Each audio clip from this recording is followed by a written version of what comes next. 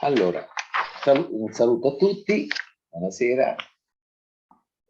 Come al solito dedichiamo un paio di minuti a sedere in silenzio nella maniera più semplice e naturale possibile.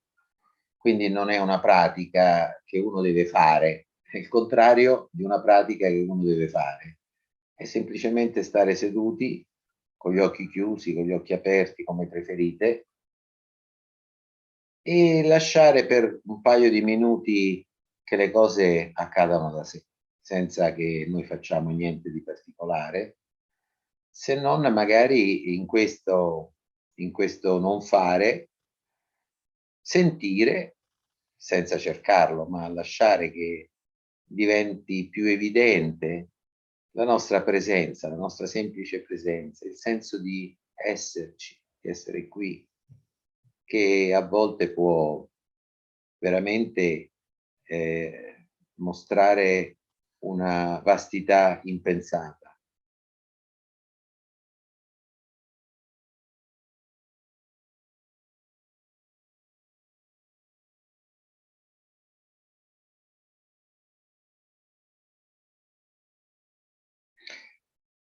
Va bene.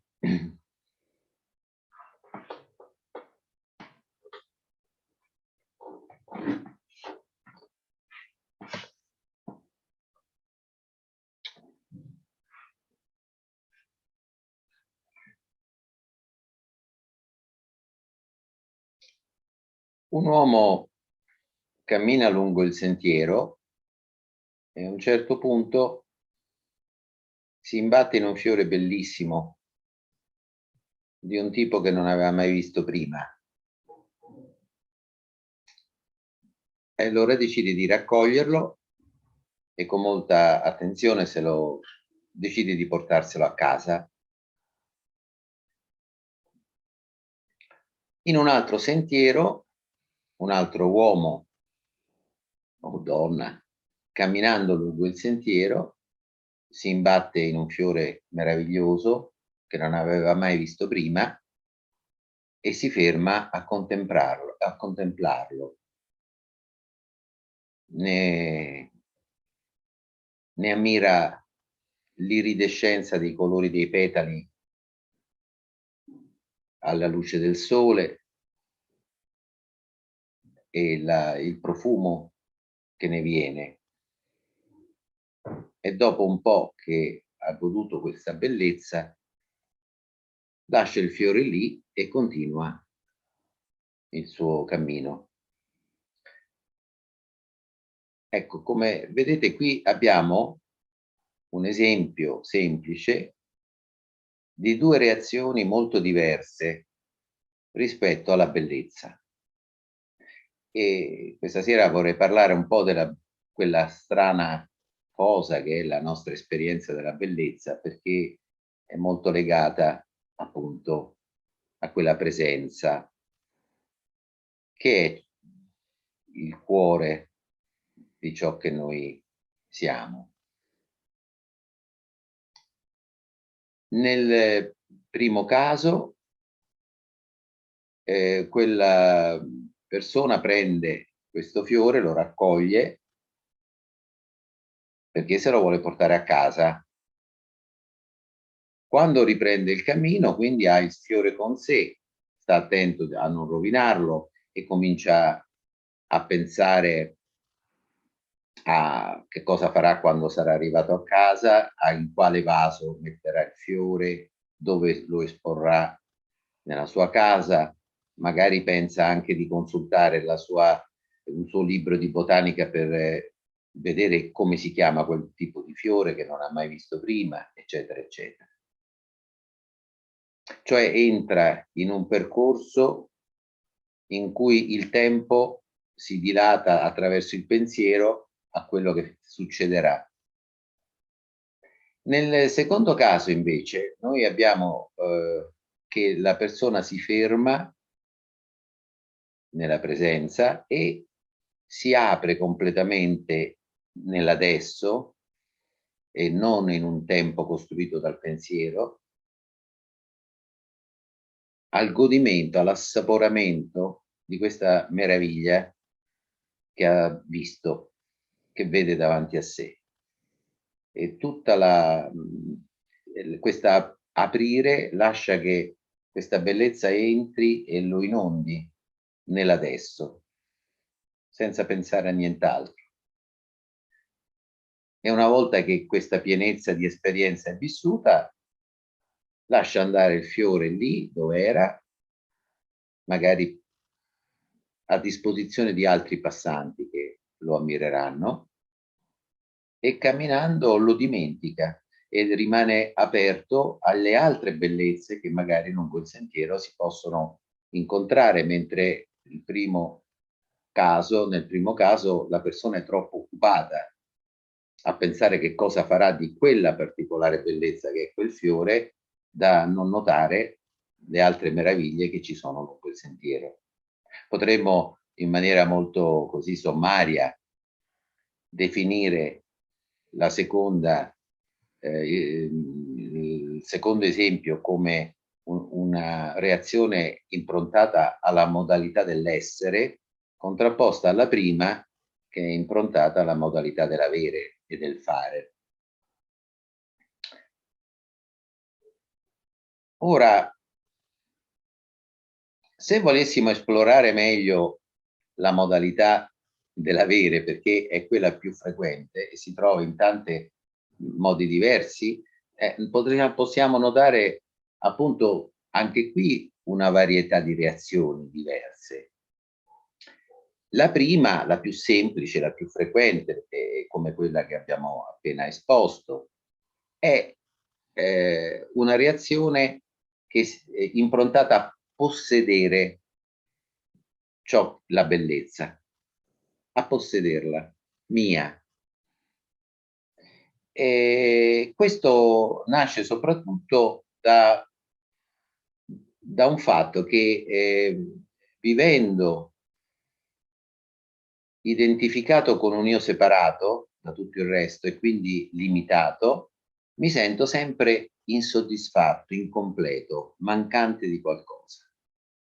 Questa è la sensazione, diciamo, la nota di base della nostra esistenza quando siamo identificati con un io separato, che essendo piccoli in un universo enorme e separati da tutto il resto, siamo incompleti. Siamo incompleti e quindi ci manca sempre qualche cosa, c'è sempre qualcosa che ci fa sentire poveri dentro, perché non ce l'abbiamo. E è come un buco per cui non ci accontentiamo mai di niente, e questo buco di incompletezza deve essere in qualche modo nutrito e ci buttiamo dentro tutti i nostri desideri, tutte le nostre cose in continuazione, nella speranza di chiuderlo questo buco, ma non ci riusciamo. Ora, l'esperienza della bellezza è molto particolare, perché nel primissimo impatto in cui, per esempio, quella persona si imbatte in quel fiore, c'è un'esplosione di meraviglia che ti riempie completamente e non ti fa sentire incompleto. C'è una pienezza immediata. E il punto è che poi sopraggiunge in genere il pensiero. C'era un indiano che si chiamava Kaushik che ha fatto un esempio per capire.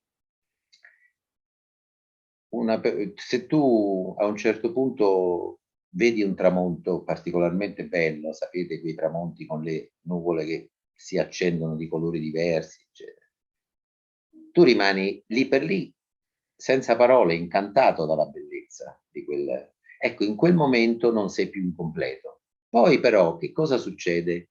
Che comincia a venire il pensiero che descrive e compara. E allora poi pensi, accidenti, questo tramonto è molto più bello di quello che ho visto ieri, però forse è meno bello di quello che ho visto 10 anni fa quando stavo in quel posto. Ed ecco che mentre il pensiero tesse queste comparazioni con cose che non ci sono, perché il tramonto di ieri e il tramonto di 10 anni fa non ci sono più, e in questo modo copre quella pienezza, quell'assaporamento totale che c'è stato nel primo momento. Ecco, e quindi però, siccome ci accorgiamo di di questa pienezza, di questa esperienza, eh, e poi torniamo al nostro buco che non riesce a chiudersi con niente, allora pensiamo che se riusciamo a possedere quella bellezza, a farla veramente mia e non qualcosa che c'è lì e se ne va, ecco, allora forse riusciremo a chiudere questo buco. Naturalmente non succede questo, e il possesso ci fa sentire, una volta anche che abbiamo il possesso di una cosa bella, siamo più preoccupati dalla paura che qualcuno ce la porti via per avere il tempo di godercela veramente.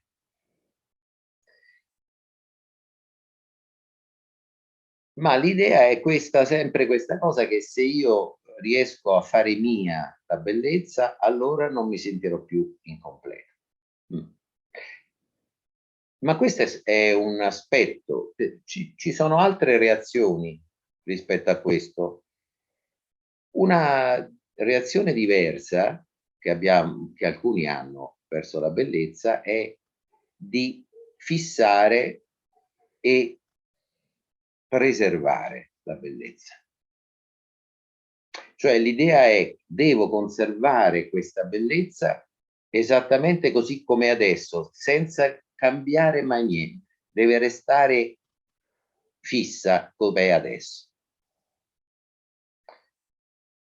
Solamente che il punto è che la bellezza è una cosa, un aspetto fondamentale della bellezza è che è una cosa viva, è una cosa che aperta al cambiamento.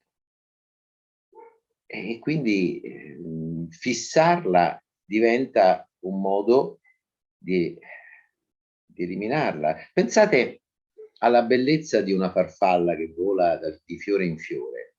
Pensate alla iridescenza dei colori delle ali man mano che il sole un po' le colpisce e un po' no. A questo sfarfallio, si dice, di colori.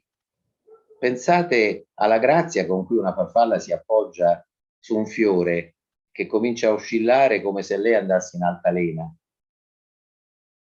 e alla bellezza di quelle antenne che si muovono, no? È chiaro che se io prendo uno spillo, la infilzo in uno spillo e la metto nella mia teca dove colleziono farfalle, beh, quanto rimane della bellezza di quella farfalla? E quindi, sapete, in questo senso, questa idea di collezionare fissando le cose belle è un feticismo di cose morte, in realtà. In genere questo atteggiamento, questa idea di voler fissare e fermare qualcosa che è vivo e non può, e la sua bellezza sta proprio in quello, nel suo movimento. Ecco, questo atteggiamento viene in chi è particolarmente ossessionato dalla paura dell'impermanenza, del cambiamento e della morte. Proprio perché sono ossessionato dalla paura del cambiamento e della morte, dall'imprevedibilità di tutta questa strana realtà, e allora devo fissare, se trovo una cosa bella, la devo fissare per sempre. E appunto il paradosso è che per paura della morte uccido la bellezza.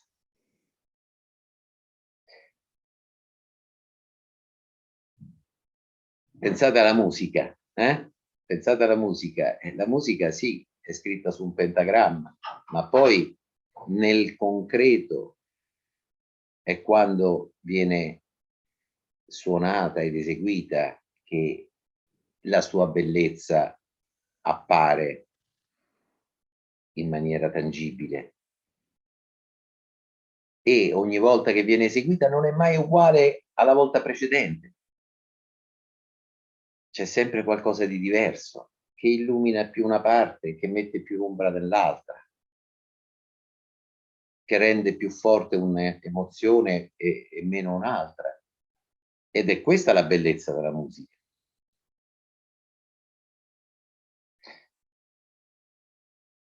Krishnamurti fa un esempio che non si riferisce a questo, ma che può essere applicato a questo. Lui dice: c'è un fiume dove l'acqua scorre in continuazione e dove guizzano i pesci, e a fianco del fiume c'è uno stagno di acqua ferma, una pozzanghera di acqua ferma. E l'acqua del fiume è trasparente, viva. L'acqua della pozzanghera è fangosa, è morta. Ecco, lui dice molto spesso noi ci creiamo delle piccole nicchie nella vita per paura del cambiamento, per paura del fluire continuo della vita, e ci mettiamo al riparo da tutto questo in acque ferme, in maniera che ci sembra di essere protetti. La conseguenza è che in quella pozza non ci sono pesci, non ci sono cose vive, no? Ecco, è un po' la stessa cosa.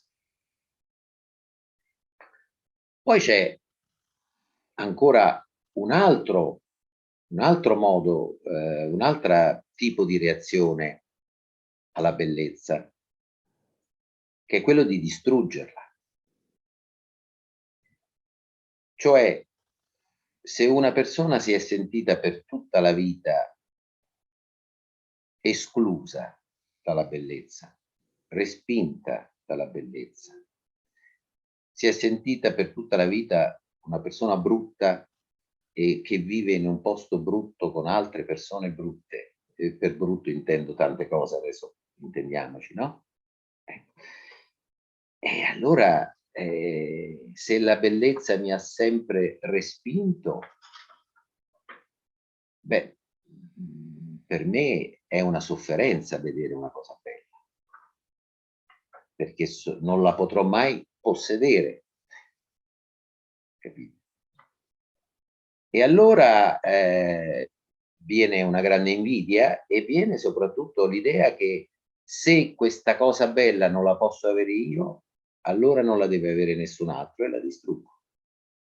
E si può arrivare a gettare acido in faccia a una persona bella che non si è voluta concedere.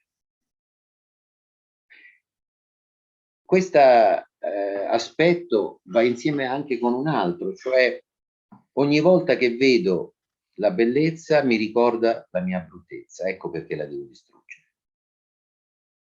Perché in fondo se tutta la bellezza fosse distrutta, saremmo tutti brutti e io non mi sentirei così inferiore. E come si distrugge la bellezza? Beh, a volte si distrugge con azioni violente, ma può succedere che si distrugge in questo modo, cioè dentro di sé si rimuove la percezione della bellezza, cioè non vediamo più da nessuna parte la bellezza e diventiamo schiavi di una visione cinica della realtà dove tutto fa schifo e dove quello che sembra bello dietro è putrescente. E in questo modo viviamo in questo mondo completamente desolato, dove però perlomeno siamo tutti uguali. Insomma, questa è... Ecco, abbiamo fatto alcuni esempi di reazioni alla bellezza, la reazione dell'essere e queste varie reazioni che comunque sono collegate al possesso e all'avere, o al non avere, ma è uguale, insomma. Ecco, però C'è una cosa che va sottolineata, che in tutti questi casi, in tutti, senza eccezione, perché ci fosse una reazione, prima bisogna aver percepito in modo semplice e puro la bellezza.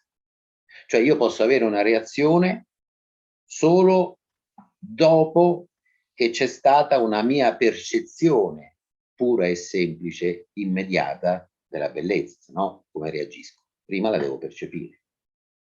Ecco, questo è importante. Tutti percepiscono la bellezza, ma a volte in maniera così veloce che manco se ne rendono conto. E il, e il fatto che molto spesso avrete notato che la percezione della bellezza dura pochissimo, no? Perché subito dopo interviene il pensiero, come nel caso del tramonto che ho detto prima, è dovuto a anche a un altro fatto, cioè che l'esperienza della bellezza è un'esplosione che ci travolge, è un'esplosione di potente energia che scompiglia tutte le nostre regole, tutte le nostre convinzioni, spazza via e mescola tutto. È come un ciclone la percezione della bellezza. Ecco perché, per esempio, l'Eros, che fin da Platone è appunto uno slancio verso la bellezza, è spesso considerato sovversivo dal punto di vista sociale, dal punto di vista dell'ordine della società, perché non accetta altre regole se non la sua.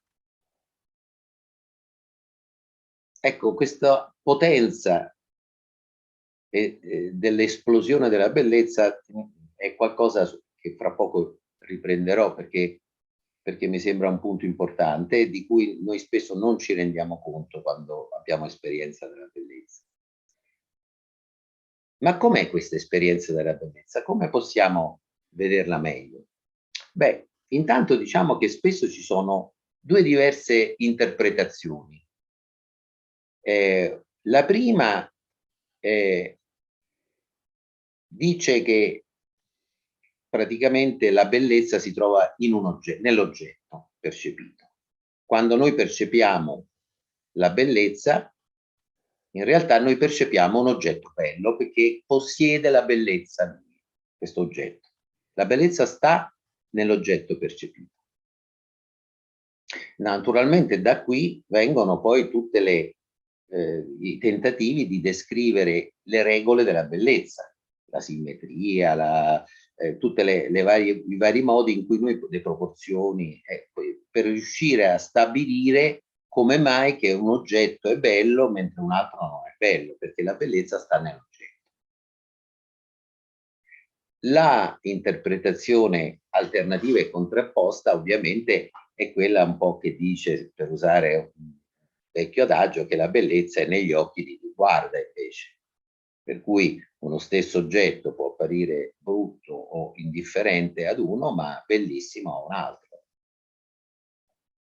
E quindi la bellezza è un fatto puramente soggettivo, dovuto alla psicologia della persona, alla sua storia, eccetera. Poi possiamo anche vedere che alcune interpretazioni fanno un mix di queste due, perché non sono necessariamente contrapposte. C'è chi dice che perché ci sia un'esperienza della bellezza ci vuole un oggetto che sia oggettivamente bello, ma non basta, perché ci vuole anche una persona che ha la capacità di aprirsi e di percepire quella bellezza, mentre un'altra persona non ci riesce, eccetera. Però tutto questo modo di vedere le cose, secondo me, è un po' approssimativo. E allora, se vogliamo avvicinarci un po' di più a che cosa è l'esperienza della bellezza, cominciamo col dire in maniera abbastanza generica che la bellezza appare come una relazione fra un osservatore e un osservato. Questo è chiaro. c'è un soggetto che percepisce un oggetto e da questa relazione si scaturisce l'esperienza della bellezza. E quindi la bellezza questa esperienza fa creare, questo rapporto crea un campo comune, se volete, di mutua partecipazione fra il soggetto e l'oggetto, fra l'osservatore e l'osservato, un campo comune di mutua partecipazione. Non è soltanto un incontro così, ma è una partecipazione. Non solo nel senso che il soggetto, cioè l'osservatore, partecipa dell'oggetto, nel senso che nel momento in cui lo percepisce l'oggetto gli appare come qualcosa che lui sente dentro di sé, ma ovviamente anche dal punto di vista dell'oggetto che partecipa del soggetto attraverso l'esperienza appunto della bellezza. Questa esperienza della bellezza è questo campo comune che rende partecipi entrambi.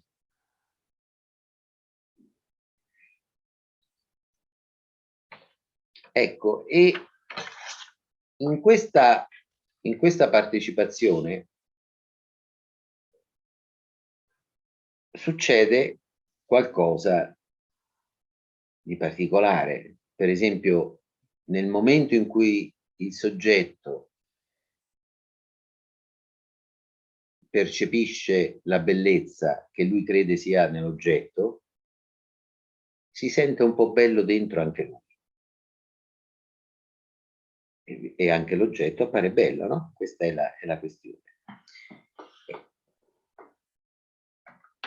E allora avviene una specie di strana risonanza nella esperienza della bellezza. Una risonanza in cui praticamente questa esperienza avviene e a quel punto è come un'esplosione, dicevo, che allargandosi ingloba l'osservatore e l'osservato, i quali collassano. In pratica, nell'esperienza reale della bellezza, io non penso più di essere uno che guarda un oggetto. L'esperienza diventa un'energia che comprende tutto e che spazza via la separazione tra soggetto e oggetto. L'esperienza della bellezza è fondamentalmente non dualista per questo, perché non ho più voglia né modo né tempo di pensare io sto percependo quell'oggetto là davanti.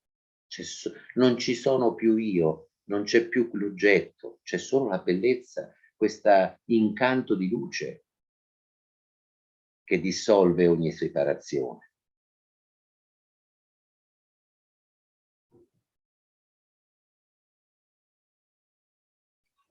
E questo avviene appunto perché questa esperienza della bellezza è come un magnete che ha un potere forte di attirare su di sé tutto l'interesse, tutta l'attenzione, finché non collassa ogni distanza fra me e la bellezza. Come ho detto, mi ingloba, così come ingloba l'oggetto. E quindi quando si è totalmente assorti in questa contemplazione, quando non c'è più spazio e ci si trova nel più completo silenzio del pensiero che normalmente commenta, compara, descrive, e allora questa della bellezza non è più neanche una relazione fra osservatore e osservatio, perché quello spazio che li separava collassa in una identità non duale.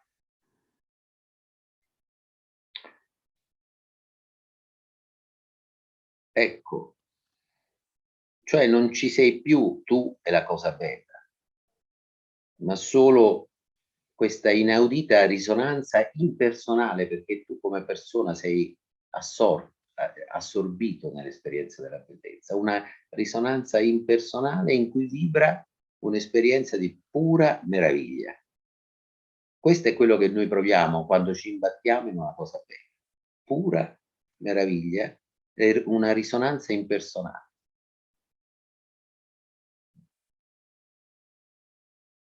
Ecco, la potenza di questa bellezza, di questa esperienza della bellezza, come dicevo, che è come un'esplosione, viene particolarmente in rilievo in un tipo particolare di esperienza della bellezza, che è stata spesso diciamo menzionata e descritta nella nostra filosofia con il termine l'esperienza del sublime, non della bellezza ma del sublime. L'esperienza del sublime è considerata qualcosa di estremamente potente, perché può in qualche modo è un'esperienza di qualcosa che può essere non bello ma orribile anche. È l'esperienza di qualcosa di tremendo, che può dare un senso di smarrimento, di spaesamento, di terrore, di paura anche. Qualcosa di così potente da spaventarci, ma eppure si rimane incantati dalla sua bellezza. Anche se è un'esperienza che è collegata al terrore, a ciò che è orribile o ciò che è strapotente, che mi potrebbe cancellare con un soffio. Quindi l'esperienza del sublime è il confronto con qualcosa di talmente più vasto e terribile rispetto a me, che mi smarrisco di fronte a tutto questo. Eppure vivo una enorme bellezza in tutto questo. Per esempio Kant, quando parla del sublime, porta due esempi. Un esempio è quello del cielo stellato, e l'altro è quello del mare in tempesta. Ora, prendiamo come esempio il mare in tempesta come prima cosa, no? Un oceano in tempesta, visto anche da riva, con onde enormi che si abbattono con una potenza spaventosa in questo grigio, in questo aspetto, è l'espressione di una potenza terribile, che a volte diventa uno tsunami. Ma voi avete mai visto, per esempio, qualche filmato di uno tsunami? E non avete sentito anche qualcosa di terribilmente bello in uno tsunami, con tutto che sappiamo che per noi è qualcosa di micidiale, no? Ma c'è una potenza che evoca l'esperienza anche estetica. Io da piccolo non avevo paura dei temporali e mi piaceva molto vedere i temporali. Un altro esempio è questo. I temporali in città non si vedono tanto, no? Ma all'epoca sì. E quando c'erano questi temporali spaventosi con fulmini, tuoni e saette addirittura, questi fulmini che non si sa mai dove compaiono, questi tuoni che vengono vicinissimi. Ecco, è qualcosa che nello stesso tempo fa paura, ma mostra una potenza incommensurabile. E mi piaceva. Chi ha visto uno dei più bei film che ha fatto David Lynch, che si intitola Una storia vera, in italiano, forse ricorderà che il protagonista è un uomo molto anziano con una figlia grande, che quando si profilava qualche tempesta, loro si mettevano seduti sul divano davanti alla finestra e si godevano lo spettacolo, no? Uno spettacolo estetico. Il cielo stellato. Beh, il cielo stellato è una cosa più tranquilla, ma ha questo sapore che lo rende un'esperienza del sublime. Anche questo mi ricordo quando ero piccolo, le mie prime esperienze, diciamo, dove ho sentito un alito di spiritualità quando ero piccolo, non avvenivano mai quando si andava in chiesa, ma di fronte a spettacoli naturali, come appunto un temporale, ma soprattutto quando vedevo nelle notti estive sdraiato su un prato il cielo stellato. Perché quando ti sdrai su un prato, perdi di vista l'orizzonte, non ti accorgi più di stare sul pianeta Terra. Vedi soltanto lo spazio trapunto di stelle. All'epoca, tra l'altro, non c'era molto inquinamento e quindi il cielo stellato di notte faceva veramente impressione. Non c'era neanche l'inquinamento luminoso nelle città, insomma, erano molto meno illuminate. E quindi di notte il cielo era una cosa... E quando lo vedevi e vedevi solo il cielo e stavi lì, succedeva qualcosa di molto strano. Cioè, a, ti sentivi da un lato piccolo piccolo, una, come posso dire, un granello di polvere in questa vastità incredibile e bellissima da un certo punto di vista, perché insomma come diamanti sul velluto nero, no? Ma nello stesso tempo, a volte poteva succedere, questo lo sto descrivendo adesso con le mie parole di adesso, perché da piccolo non lo vivevo, ma non lo potevo descrivere. E a volte succedeva che quel sconfinato e infinito spazio pieno di stelle veniva a corrispondere con la mia coscienza che lo percepiva. Ripeto, io non sapevo manco la parola coscienza all'epoca, ma era questo spazio che c'era, cioè dentro di me o dietro di me, se volete, uno spazio altrettanto vasto di quello del cielo. E a un certo punto non, non si scorgeva più il confine dove finiva il firmamento e cominciava lo spazio della coscienza. Non c'era un confine, era un unico spazio dove il piccolo io annaspava senza trovare più appigli per attaccarsi.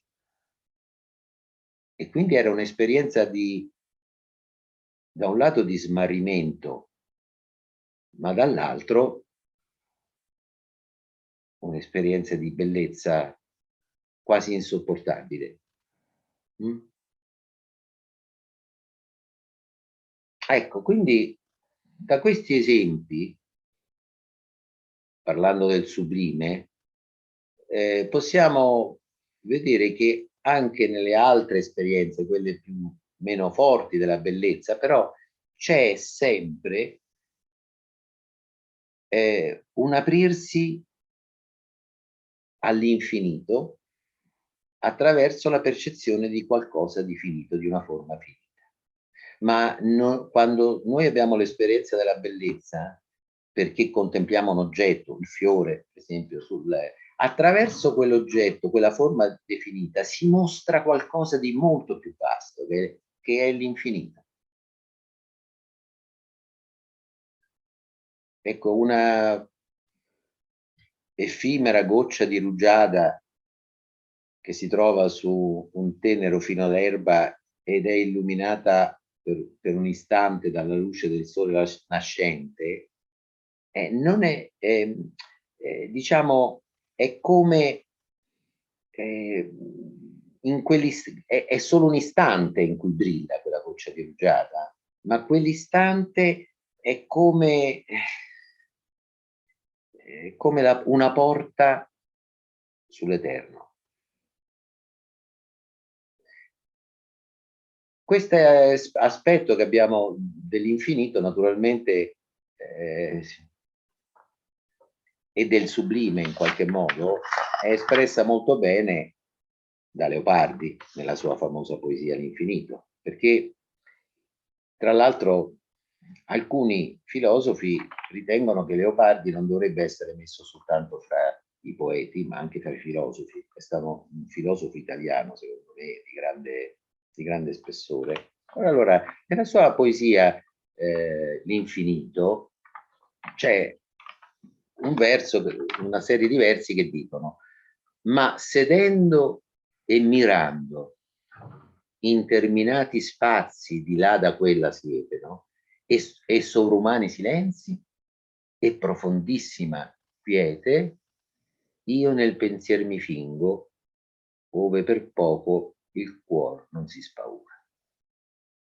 Allora, ma sedendo e mirando interminati spazi e sovrumani silenzi e profondissima quiete, io nel pensier mi fingo, ove per poco il cuor non si spaura. Allora, intanto è interessante, dice sedendo e mirando. Sedendo a me suggerisce, come quando si siede in meditazione, essere nella presenza. E mirando, non dice guardando, non dice mirando, che vuol dire guardare, ma viene dal latino mirror e vuol dire guardare in un certo modo. Da mirror viene il nostro mirare, ma anche il nostro ammirare. E da questa stessa parola mirror, da questa stessa radice, viene meraviglia. Quindi mirando vuol dire guardando con meraviglia e ammirazione. E che cosa guarda? Beh, interminati spazi, sovrumani silenzi, profondissima quiete, cioè cose che non hanno confini, sono infinite. E ove per poco il cuore non si spaura. Quindi qui abbiamo come dire, quella cosa di cui parlavo prima a proposito del sublime, quello spaesamento, quella paura di fronte all'infinito. Ma nello stesso tempo questa è la bellezza, perché lui, come sapete, finisce dicendo così, fra questa immensità s'annega il pensier mio, il pensiero se ne va, e il naufragar m'è dolce in questo mare. Quindi c'è l'elemento della bellezza in tutto questo, no?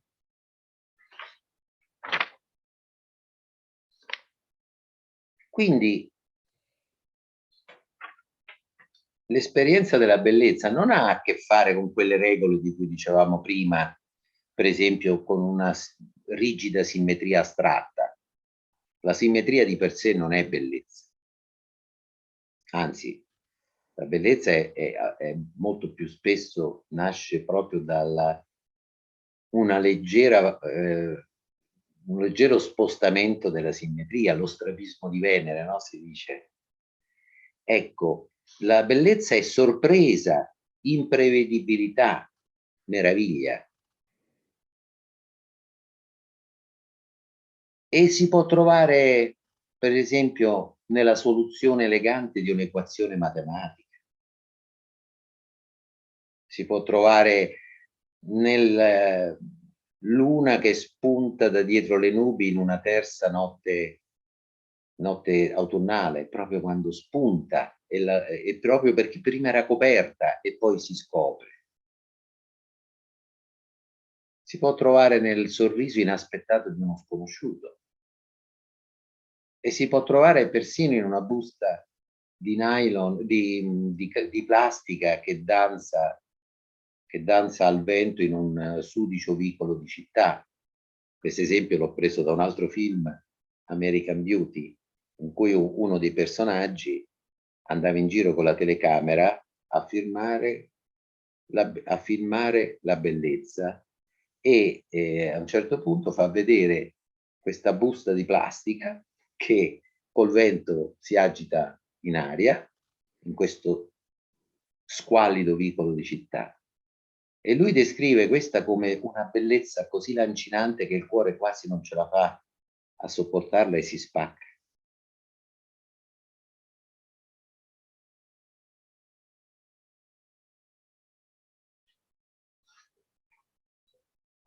Ecco, quindi si può vedere dappertutto proprio perché la bellezza, l'esperienza della bellezza è quella dell'infinito che traspare attraverso una forma finita. E la forma finita può essere qualsiasi cosa, anche se è più facile per ciascuno che sia qualcosa che corrisponde ai suoi gusti, diciamo. Ma ecco, una semplice canna flessuosa che oscilla accarezzata dalla brezza non è solo una canna, è l'espressione misteriosa di un alito di eternità, quando siamo benedetti dalla visione della bellezza. E quindi non è vedere più soltanto la parte, ma il tutto, o per meglio dire, l'esperienza della bellezza è vedere il tutto nella parte e la parte nel tutto.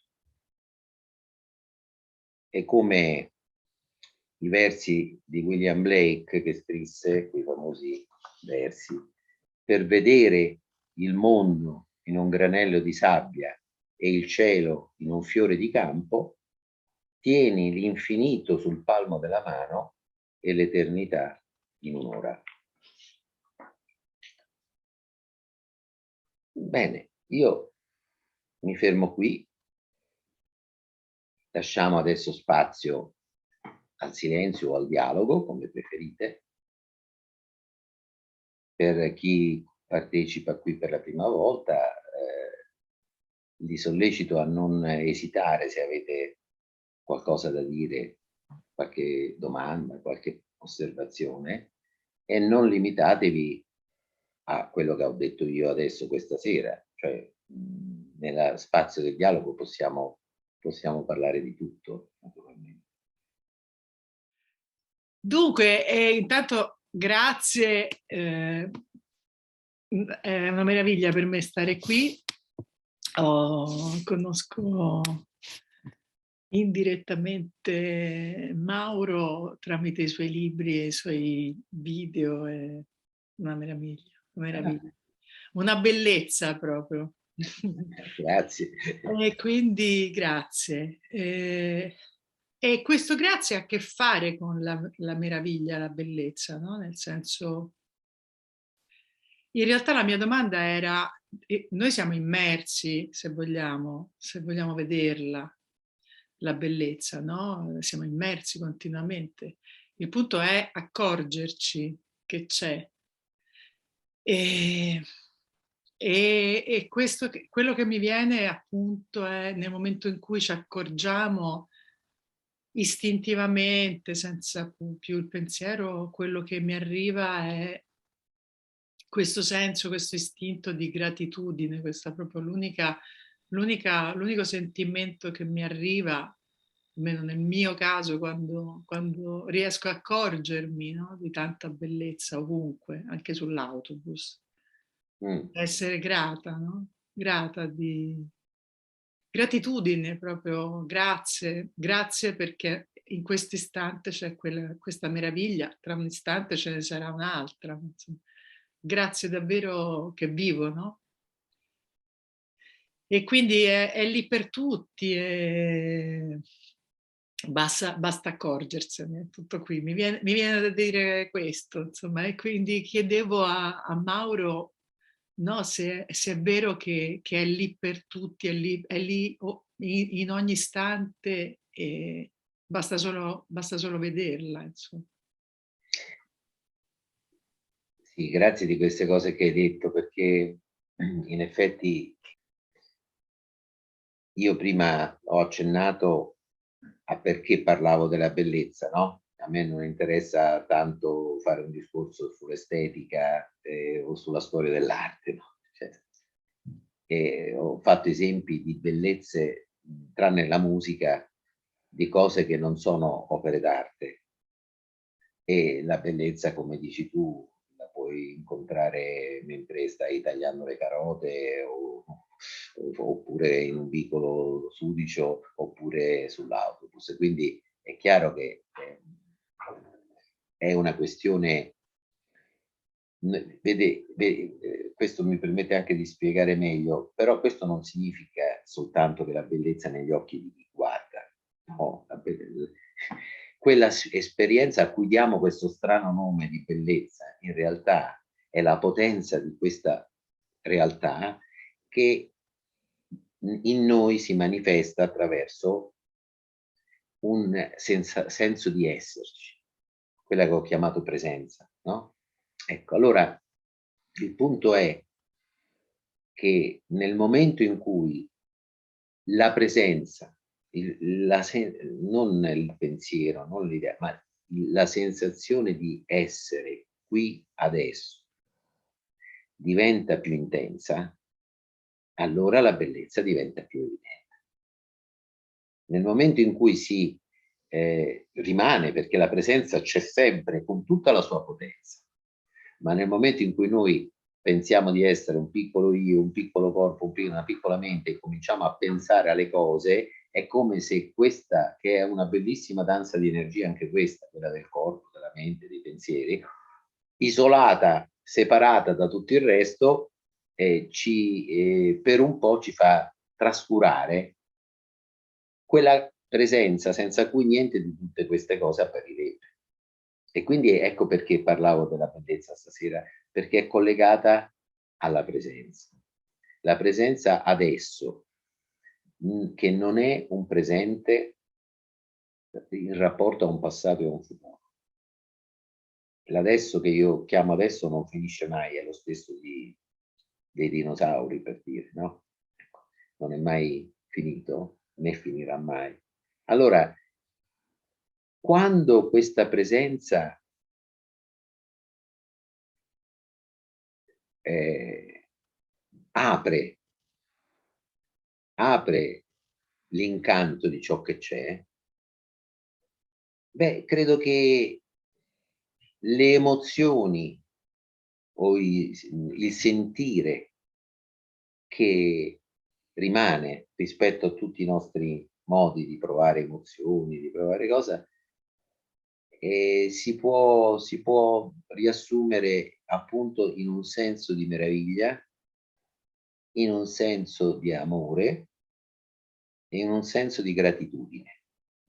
Questa gratitudine ovviamente è una cosa molto strana, perché noi siamo abituati a pensare che la gratitudine sia verso qualcuno, cioè io provo gratitudine per una persona che mi ha aiutato questo è bellissimo, ma è ancora più bello questa gratitudine gratuita, cioè che tu non la provi neanche per nessuno, cioè è il puro sentire la gratitudine, come posso dire, come una pienezza che si sparge dappertutto e tutto diventa grazia, tutto diventa incanto.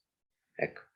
E per questo grazie che hai introdotto questo tema, perché questo spesso nei nostri, quando si parla di queste cose, si va sul soggetto, l'oggetto, l'osservatore, l'osservato, che sono importanti, ma il sentire che accompagna tutto questo non è facile da descrivere. Ecco, ma se ci fai caso, quando dico amore, meraviglia, gratitudine, no? Quando noi viviamo la bellezza, l'amore, eccetera, che cos'è? La bellezza è l'esperienza della bellezza, è la dissoluzione della separazione. fra chi contempla e ciò che viene contemplato. Rimane solo la bellezza, non ci sono più io, non c'è più l'oggetto, rimane solo la bellezza. E l'amore è la dissoluzione dell'amante e dell'amato. Quando c'è l'esperienza dell'amore, esplosiva dell'amore, che c'è un passo delle antiche Upanishad,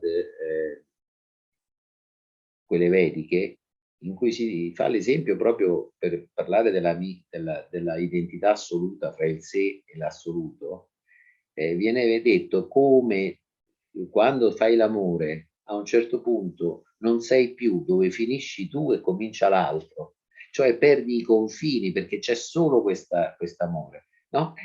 Allora, e quindi è sempre la caduta di sono sempre esperienze e quindi anche la meraviglia, e quindi anche la gratitudine di questa gratitudine, sono sempre esperienze dove la separazione fra me e l'altro, fra me e il soggetto e l'oggetto, mostra la sua convenzionalità, diciamo così, e quello che rimane è questo. E io sono questo, tu sei questo, non sei tu, io non sono io, siamo questo. Ecco.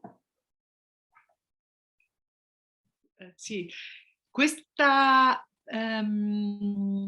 questa gratitudine, quello che mi arriva è che la gratitudine è perché quello che diciamo è fuori di me, che per realtà Sì. è un tutt'uno, ma insomma quello che appare ai miei occhi e che mi dà questa sensazione di bellezza, nel momento in cui la vivo, come dici tu, non c'è più la separazione tra me e quella cosa, è per quello che sono grata per sentire che quella bellezza è in me, Sì. perché sennò non la vedrei. E punto, sì. Quando ammiriamo la bellezza ci sentiamo belli. Esatto. Grazie.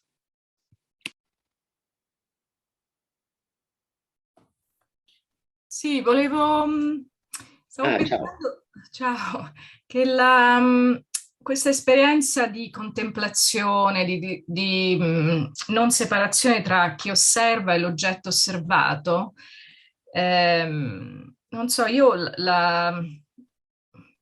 riesco a relazionarmi con questo tipo di esperienze più quando si parla di una contemplazione della natura, magari anche la busta, però che vola, ma più della contemplazione della natura. E stavo pensando che se invece la bellezza viene contemplata più in un oggetto, in una persona, spesso comporta, cioè anche è connessa con un desiderio, no? Di possedere, no? Cioè di voler possedere, dell'avere, come dicevi all'inizio, no? E secondo me è più difficile, no?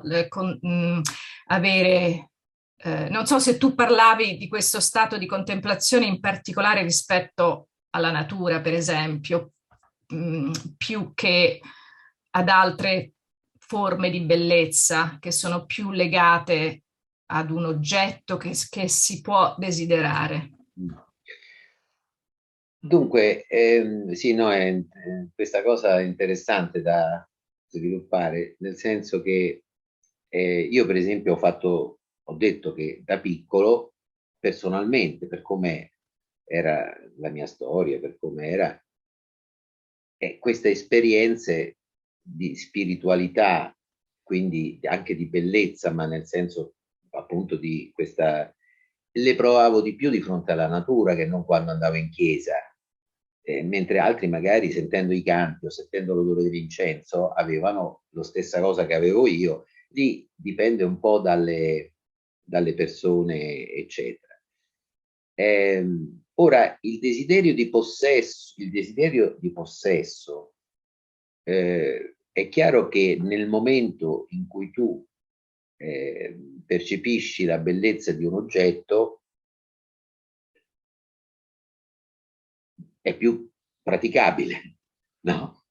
Se tu percepisci la bellezza di una sequoia, come fai a portartela a casa come il fiore che incontri? Ma non è questione di natura o di cosa, è questione di... Ecco. Quindi è chiaro, nel momento in cui tu già percepisci la bellezza di un'altra persona,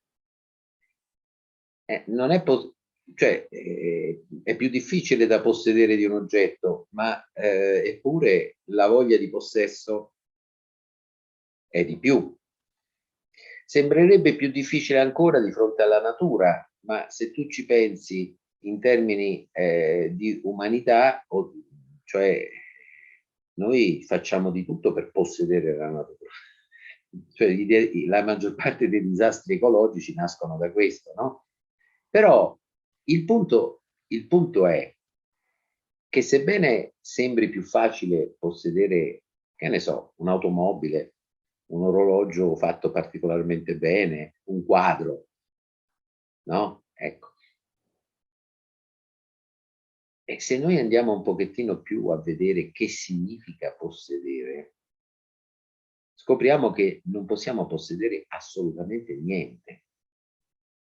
Cioè, possedere un quadro significa che tu hai pagato dei soldi, te lo sei messo sul muro di casa tua e quindi hai una contiguità con quell'oggetto che in qualche modo se qualcuno viene lì e dice me lo prendo, tu dici no, guarda, l'ho comprato io. Ma ecco, questo normalmente noi intendiamo come possesso, no? Il problema qual è? Che invece quando tu parli di desiderio e di possesso, credo che ti riferisca al nostro vissuto più profondo. Allora, nel nostro vissuto, anche se io quell'oggetto l'ho comprato e ce l'ho in casa, a parte tutte le, come dire, preoccupazioni che me lo rubino, eccetera, ma non ho mai una sensazione di un completo possesso, che quell'oggetto sia veramente mio. Perché? Perché fosse veramente mio, me lo dovrei mangiare, come una carota, come un'altra volta avevo fatto l'esempio. L'io, cioè Desjardins parla dell'imperialismo dell'io, cioè l'io vuole inglobare dentro di sé tutto ciò che gli piace, diciamo così. È solo che per farlo deve distruggere le forme, perché se l'altra cosa ha un'altra forma, come fanno due forme veramente a diventare uno? Possedere è un surrogato insoddisfacente del divenire tutt'uno con qualcosa. Cioè, quando facciamo l'esempio dell'amore, no? Quando uno ama una persona, che vuol dire che la ama e la desidera? Che vuole diventare tutt'uno con quella persona. Spesso il rapporto sessuale, diciamo che si avvicina molto a questo perché, come dicevo prima, uno si scorda dove comincia lui e finisce l'altro, ma tu non puoi essere tutt'uno con una persona che non sei tu, così come non può una forma qualsiasi essere tutt'una con un'altra forma, o perlomeno l'unico modo di farlo è distruggere quella forma inglobandola. Io per essere tutt'uno, dicevo, con una carota, me la mangio e a quel punto sono diventato tutt'uno, ma la carota è sparita. E quindi non sono tutt'uno con la carota.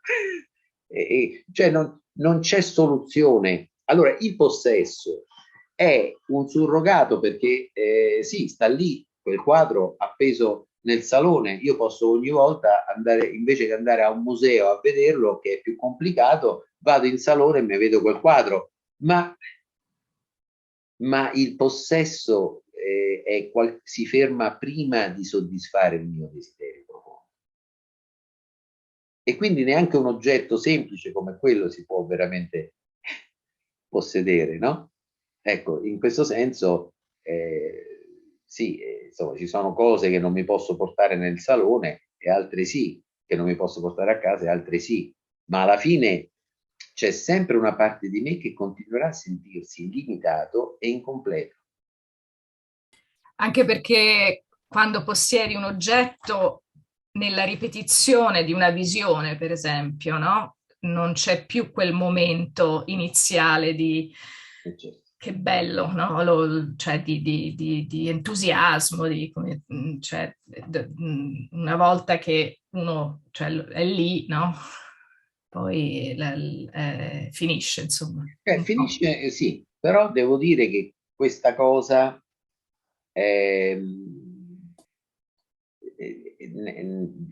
collegata al fatto che raramente noi ci concediamo la vastità della presenza, perché nel momento in cui noi diventa evidente il nostro sentirci qui e ora, e tu puoi fare 100 volte la stessa cosa e ogni volta è come se con la stessa freschezza.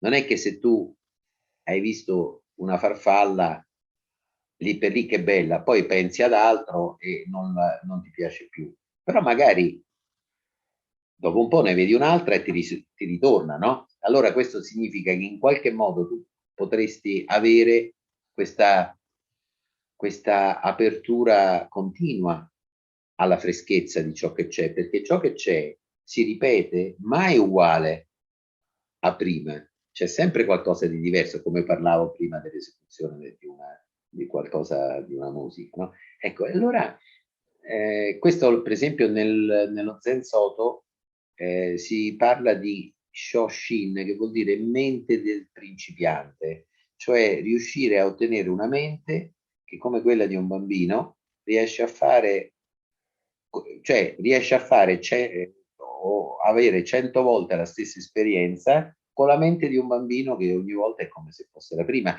Sì, di nuovo torniamo al discorso della meraviglia, no? Del meravigliarsi.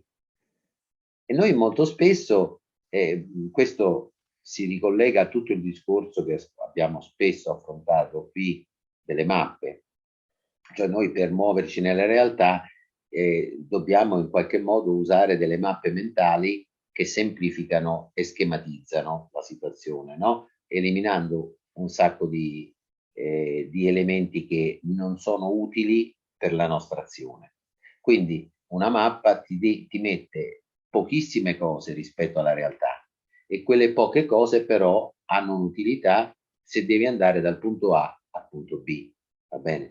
Ecco, il punto è che però la mappa esclude un'infinità di cose che non hanno un significato fattuale, non hanno un valore fattuale, ma magari hanno un valore invece estetico o del sentire. Come facevo un esempio qualche tempo fa, se tu hai una mappa di un territorio, si sono segnate le montagne, allora lì c'è una montagna, qui c'è una strada, qui c'è un lago e qui c'è un bosco. Il bosco è una macchia verde, non ti segna i singoli alberi, ma non ti segna neanche il profumo dei pini quando entri in quel bosco, il rumore delle fronde quando soffia il vento, la bellezza della corteccia degli alberi. Tutto questo non serve se tu ti devi spostare dal punto A al punto B e non ce lo mettono.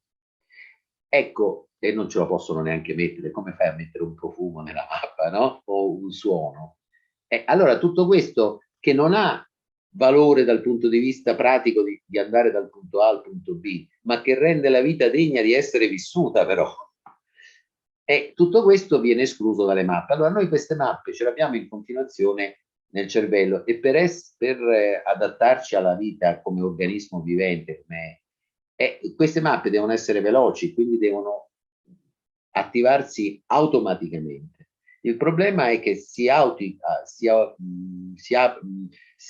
mettono in moto automaticamente, ininterrottamente, senza che, anche quando non servono.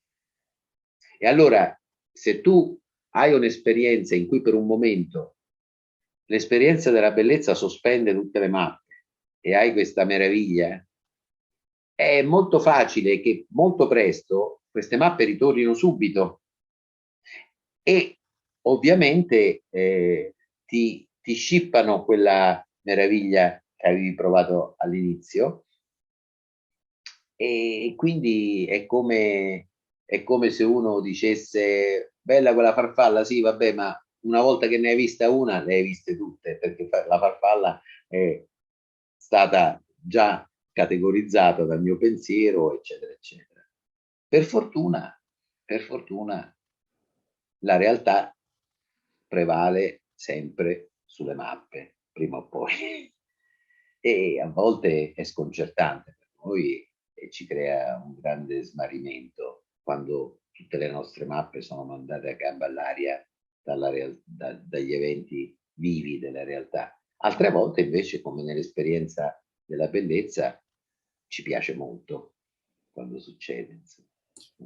Faccio solo una brevissima osservazione e poi basta. Beh, rispetto alla freschezza, che forse stavo pensando che è quello che ci impedisce di cogliere la freschezza, no? Ogni volta, è anche il fatto che forse misuriamo la bellezza in termini di desiderio, no? Più si desidera una cosa, no? Più si continua a desiderare una cosa, più è bella, che succede spesso nei rapporti, no? Cioè che quando non c'è più desiderio è come se, non so, la persona con cui stai, per esempio, non è più così bella forse come lo era prima, o no, cioè il desiderio, no, ha una componente, secondo me, importante, no, nel percepire la bellezza per le persone. Perché il desiderio in realtà no, è una mancanza. Cioè il desiderio noi quando lo proviamo, quando ancora non abbiamo realizzato il desiderio, quando lo realizziamo il desiderio sparisce. Quindi il desiderio è un anelito collegato a un senso di mancanza. Quindi se a me quella cosa, quella persona, quell'esperienza manca, allora si carica di un certo valore e allora finché io la desidero e non ce l'ho, quello che succede è che devo anticiparne in qualche modo la fruizione con una serie di fantasie che possano, ecco perché spesso si dice il desiderio è sofferenza, perché il desiderio è mancanza, cioè desidero quello che non ho e che voglio, quindi mi manca.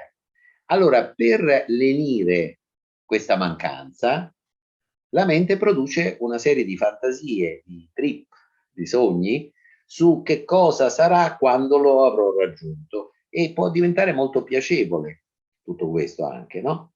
Solamente che sono fantasie basate sui nostri ricordi, la nostra storia personale e che ovviamente non sono testabili con la realtà e quindi è sempre una manifestazione della bellezza. Il problema è che noi attribuiamo in questo caso la prima delle due interpretazioni, cioè diciamo che la bellezza sta nell'oggetto e non ci rendiamo conto che in quel caso la bellezza l'abbiamo creata noi, costruita noi. Poi che succede? E questa è la cosa incredibile, che quando noi poi otteniamo, ci mettiamo con quella persona di cui siamo innamorati, oppure otteniamo, diventiamo amici di quell'altra persona, otteniamo, realizziamo il desiderio, ci troviamo di fronte a una realtà sconosciuta, perché finché non entriamo veramente in relazione non lo sappiamo com'è quella realtà. E quindi ci sarebbe tanto da scoprire, tanto da godere, ancora di più proprio perché è imprevisto da noi. Invece quello che succede molto spesso è che la mente, attaccata ai suoi schemi, ormai quelle fantasie che ha proiettato sull'oggetto da possedere sono diventate il canone principale di valutazione, per cui si ostina, la nostra mente è buffissima perché si ostina a pretendere che per esempio quella persona sia esattamente come ce la siamo rappresentata, mentre quella persona è molto di più di come ce la siamo rappresentata. Ma noi caparbiamente, se non rientra in quello schema, non siamo neanche disponibili a scoprire com'è quella persona. Siamo soltanto, diciamo, presi da una sorta di sofferenza perché stiamo paragonando a ciò che è l'unica cosa reale, cioè la persona, qualcosa di come dovrebbe essere in base alle nostre fantasie, che è del tutto irreale. Allora noi paragoniamo l'irrealtà delle nostre fantasie con la realtà della persona e concludiamo che l'unica cosa che c'è è sbagliata rispetto a quelle fantasie, e da questo traiamo una nostra sofferenza, oltre che quella dell'altro, perché spesso poi si entra in conflitti con l'altra persona. E in questo modo ci neghiamo la grande sorpresa di scoprire com'è quella persona. Purtroppo succede, e questo succede anche con le persone cui vogliamo bene, con le persone più intime, che noi abbiamo un'immagine ovviamente che ci siamo costruiti di quella persona, e quando quella viene scatta immediatamente la mappa, cioè l'immagine di quella persona. E allora magari quella persona non riusciamo neanche a percepire come si sente, quello che c'ha in questo momento, eccetera, perché è già stata catalogata, e quando quella si muove fuori da quei canoni, noi per lo più cerchiamo di ignorarlo. Quando proprio non è possibile ignorarlo, allora ci spaventiamo, ci entriamo in conflitto e così via, no? Interessante questa cosa delle immagini che vengono con le persone. Sì, sono Claudio. Ah, piacere, Claudio. Piacere. Salute a Mauro e a tutti i partecipanti, è la prima volta che partecipo, e partecipo perché volevo conoscere appunto Mauro, di cui ho sentito parlare in passato. Mi fa piacere di essere qui con voi, quindi mi sembrava che fosse una bella persona, visto che si parla della bellezza, e ha fatto un bel discorso. Cosa che noi diciamo di tutto, no? Che bel casino, che bel guaio. Anche Olivia, credo, mi ha risposto che bella questa domanda che avevo messo sulla chat invece che farla direttamente. Quindi questa cosa della bellezza mi ha aiutato, Mauro, ti ringrazio, a capire insomma questo mio senso di scompenso che io ho sempre davanti alla bellezza, le belle donne per esempio, ma non è una cosa solo psicologica. Perché io ho i problemi con le donne, per la mamma, io faccio il terapista, insomma queste cose tutti i giorni sono pane quotidiano, ma anche per la conoscenza, anche per tutto, no? È come se fosse sempre tutto troppo per me. Quindi chiedevo, siccome questo che io cerco di fare nel mio lavoro, che trovo un bel lavoro, a me la gente mi sembra bella, con tutti i casini che c'hanno, no? Che ci abbiamo, no? Perché non è che io non ci ho. E che la soluzione che mi è venuta nel tempo, perché ormai è un po' di anni che faccio questo lavoro, è di non tanto risolvere questi problemi personali, quanto piuttosto di dissolvere questi problemi. E quindi di portare queste persone, per quel poco che io sono riuscito a comprendere, come diceva Jung, che è un po' il mio filone, diciamo, non puoi portare un paziente al di là di dove sei arrivato tu stesso, no? E cerco di portarli in questo spazio, diciamo, che è al di là del mentale, transpersonale, così io penso che dovrebbe essere poi anche la psicologia del futuro, la psicologia transpersonale, la psichiatria dovrebbe essere transpersonale in realtà, perché si occupa delle psicosi in gran parte che sono stati non ordinari di coscienza, non compresi dalla medicina e dalla psichiatria, no? Quindi quando li porto, perché ci sto io dentro in questo spazio, e poi questa cosa, e vedo che le persone comunque effettivamente traggono un vantaggio, ma avrei questa domanda anche, non so se è fuori un pochino dal... Perché mi piace, perché è bello andare oltre tutto questo, questa sofferenza, no? Spesso anche inutile. Se non sto facendo invece un bypass spirituale, cioè se non sto trascurando di lavorare sul metodo psicologico più tradizionale, che è di esaminare, di accogliere, di comprendere, di fare anche un'esperienza emozionale correttiva, diciamo, non voglio farla troppo lunga. Insomma, se questa cosa della bellezza, che a me sembra sia poi la medicina, no? E quando il paziente arriva che sta triste, se ne va che sta felice, io dico, che bella seduta, no? Parliamo della bellezza in fondo, non è soltanto di quella estetica nel senso dell'opera d'arte. È bello appunto l'esperienza con la natura, è bella la gioia che si ritrova in quel momento e nell'unione. Io la sento proprio che mi vibra addosso, che mi passa la corrente, diciamo, addosso. Volevo sentire se appunto questo, se non era fuori tema, se questo aspetto della bellezza non è in fondo anche un trascurare la bruttezza in un certo senso, no? E poi un problema un pochino più di fondo che ci starebbe dietro questo sarebbe che quando uno arriva e dice io sto male, no? Che vuol dire sto male? C'è il male esiste, ma potremmo anche chiederci ma perché il bene invece esiste? Cioè che cos'è questo che stiamo facendo in questo bel mondo pieno di contraddizioni?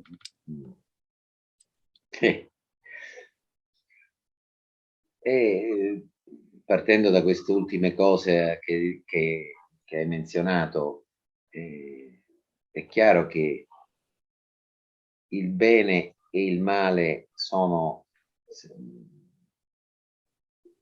dei concetti astratti e opposti, come tutti i concetti astratti, perché la mente produce, quando produce un concetto astratto, questo concetto è inserito in una coppia dove ha il suo opposto. Cioè, voglio dire, il concetto di ombrello o di penna o di arancio non ha un opposto. Cioè, l'opposto sono tutte le cose che non sono un'arancia, ma insomma non c'è un opposto. Invece se tu prendi un termine astratto, per esempio libertà, la trovi accoppiata al suo opposto che è schiavitù. Alto è contrapposto a basso, vero è contrapposto a falso, e bene è bello è contrapposto a brutto, e bene è contrapposto a male. Quindi è una costruzione di concetti astratti che noi poi decliniamo in tanti modi diversi, ma che poi se vai a stringere, bene è quello che mi piace e male è quello che non mi piace, insomma. Questo è il punto. Quindi in qualche modo porsi questa questione sull'esistenza del bene, del male, eccetera, va sempre, secondo me, riportata dal mentale astratto a quella che è l'esperienza concreta. È chiaro che cioè sempre chiedersi per chi, per esempio, ho una bronchite e prendo un antibiotico. Bene o male? Bene. Per chi? Per il mio corpo.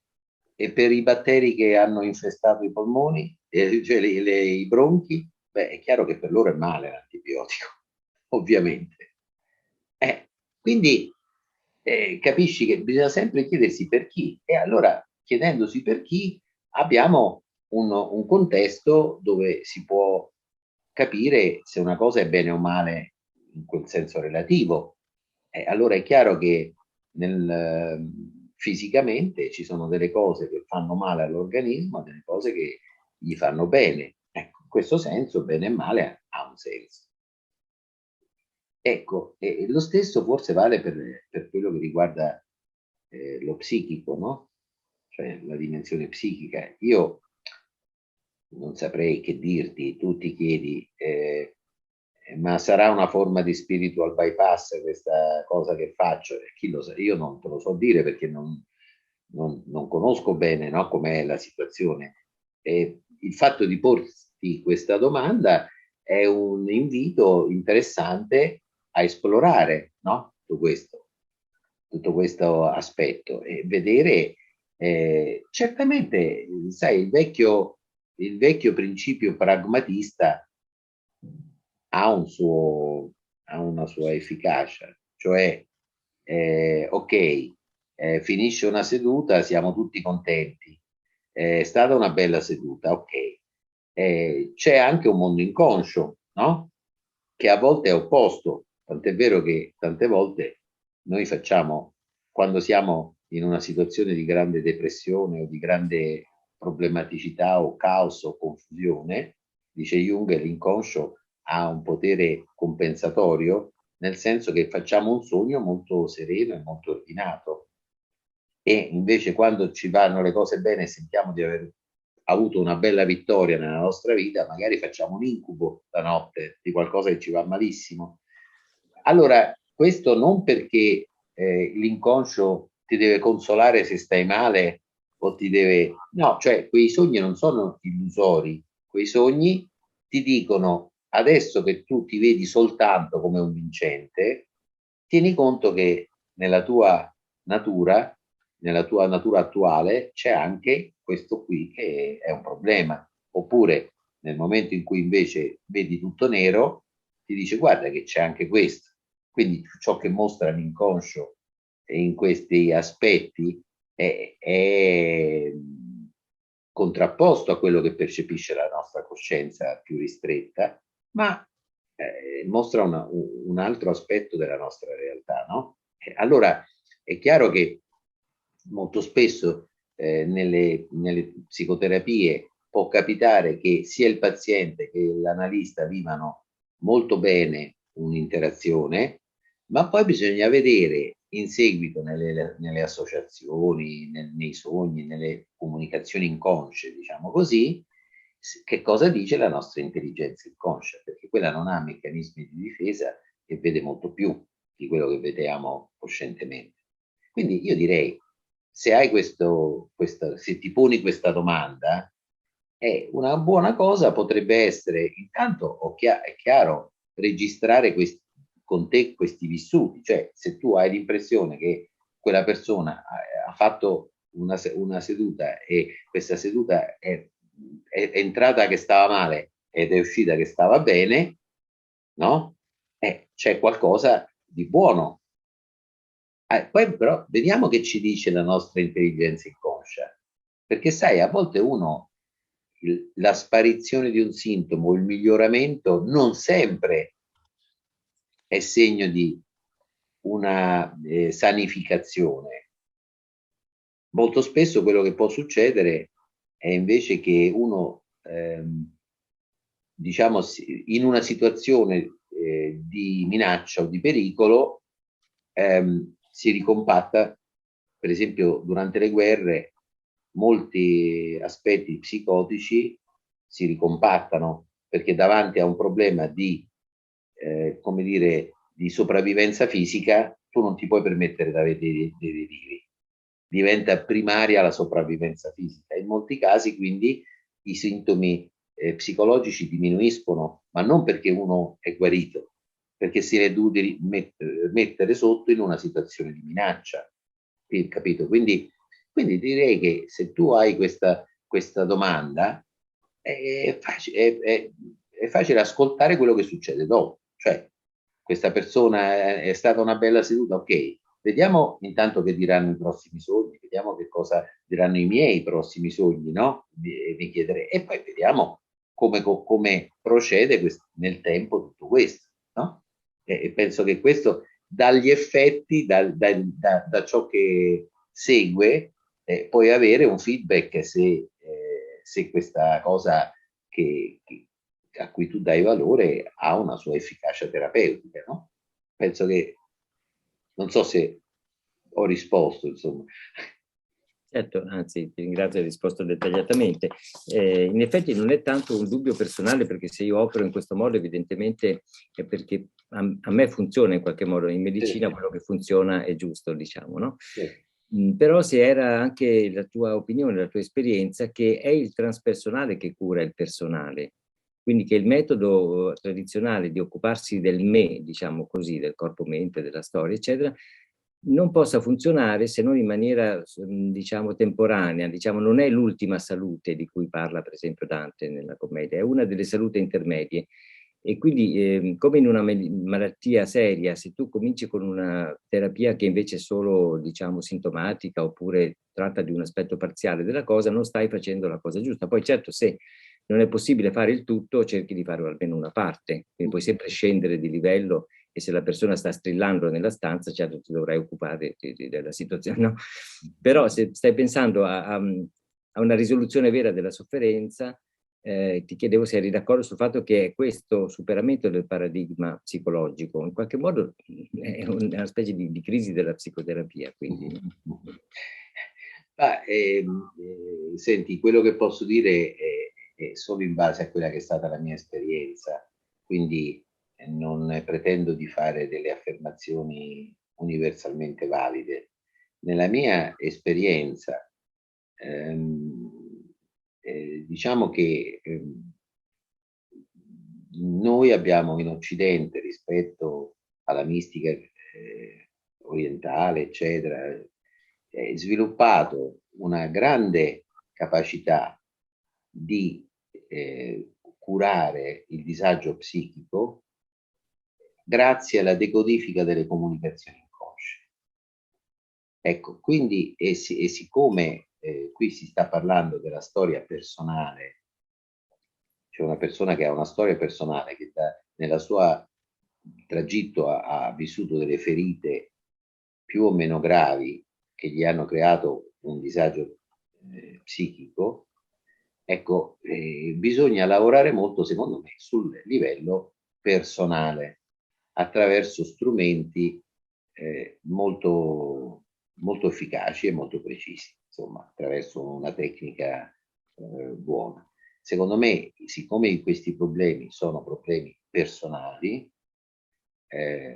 vanno affrontati con strumenti che siano in grado di esplorare quelle che sono le rappresentazioni dell'io, i meccanismi, eccetera.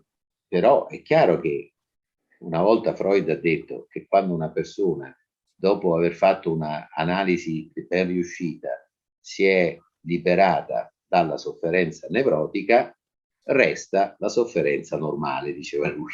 E per sofferenza normale parlava di quella esistenziale, del fatto che noi come esseri umani abbiamo di fronte la grande paura della morte, della malattia, della vecchiaia, dei limiti della nostra vita. Secondo Freud queste cose ovviamente non potevano essere risolte con una psicoterapia e andavano accettate, mentre in altri approcci si affrontano attraverso la meditazione, eccetera, eccetera. Allora, e quindi quando si parla del disagio esistenziale, qual è il senso della vita, che cosa significa essere mortali e come io vivo tutto questo e come io temo tutto questo, allora a questo punto è chiaro che si entra in un campo che per me è diverso da quello della psicoterapia, perché quando a me, se viene un paziente che dice che ha una nevrosi ossessivo-compulsiva, una fobia, attacchi di panico e così via,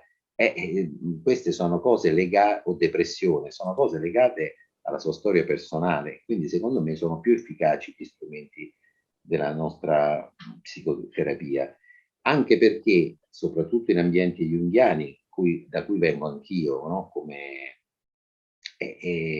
C'è un po' la tendenza a voler fare il guru dei pazienti, cioè accompagnarli in un percorso spirituale. I più seri, perlomeno, come dici tu, portano la gente al punto dove sono arrivati loro e non oltre, no? Facendo finta di altro. Però non bisogna mai dimenticare che la persona che si rivolge a un professionista, a un analista, si rivolge perché ha un disagio psichico da cui vuole guarire. Allora, la mia impressione è che quando si entra nel campo del transpersonale, che io amo moltissimo e mi interessa moltissimo, quindi diventa irrilevante se tu hai una nevrosi o no. Le esperienze transpersonali creano uno spazio dove quelle esperienze, anche le esperienze, diciamo, patologiche, eccetera, eccetera, hanno una maggiore, come posso dire, sono più facilmente tollerabili, diciamo, ma non necessariamente guariscono. Però bisogna dire che, come succede a volte, perché questo vale anche per la meditazione, che non è una terapia. La meditazione non è una terapia e non è stata mai fatta per essere una terapia. Quindi ci sono quelli che non vogliono affrontare i loro problemi personali, che sono quelli che gli stanno distruggendo dentro, e pur di non fare questo, come tu dici, lo spiritual bypass, no? Sperano che la meditazione li possa guarire. Allora, questo non toglie che ci sono casi rari, ma sicuramente accadono, di persone che, facendo intensivamente meditazione, all'improvviso vedono scomparire certi disagi psicologici. Così come durante una terapia che affronta i livelli personali, inconsci, eccetera, si possono manifestare delle aperture transpersonali, perché in realtà queste due cose vanno sempre insieme. Quindi, per tornare un po' a quello che dicevi tu, a me sembra questo, che c'è sempre un elemento transpersonale nel fare una terapia, no? E questo elemento transpersonale penso che sia collegato, nel caso del terapeuta, da un'astensione. Sai che Freud parlava di lavorare in astensione, no? Cioè, ecco, è collegato all'astensione dall'ego. Il terapeuta non dà opinioni personali, non prende un caffè fuori dello studio con il suo paziente, no? Cioè mantiene un setting che in qualche modo mette tra parentesi le sue esigenze, il suo ego, no? Per mantenere un'attenzione aperta a tutto quello che si manifesta. Questo secondo me è un elemento transpersonale che è sempre, o deve essere sempre presente in una terapia.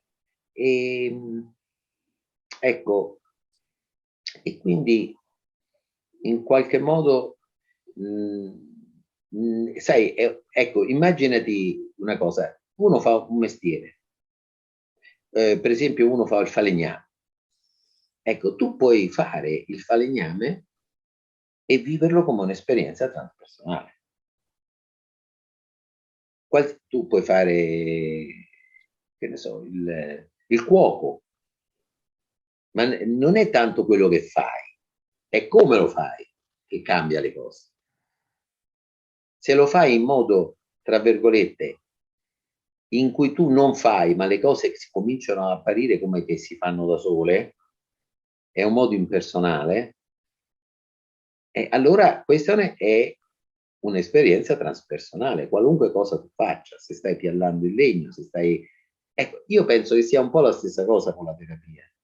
Cioè, l'elemento terapeutico si avvale, secondo me, spesso di strumenti ottimi che abbiamo elaborato nella nostra storia, eccetera, e che hanno la loro efficacia a livello personale. Ma usare questi strumenti non significa che non c'è un elemento transpersonale, perché l'elemento transpersonale sta, secondo me, più nell'atteggiamento che non nel fare qualche cosa, perché quando fai qualche cosa è sempre qualcosa che può essere vissuto in modo personale o transpersonale, sia da uno che dall'altro.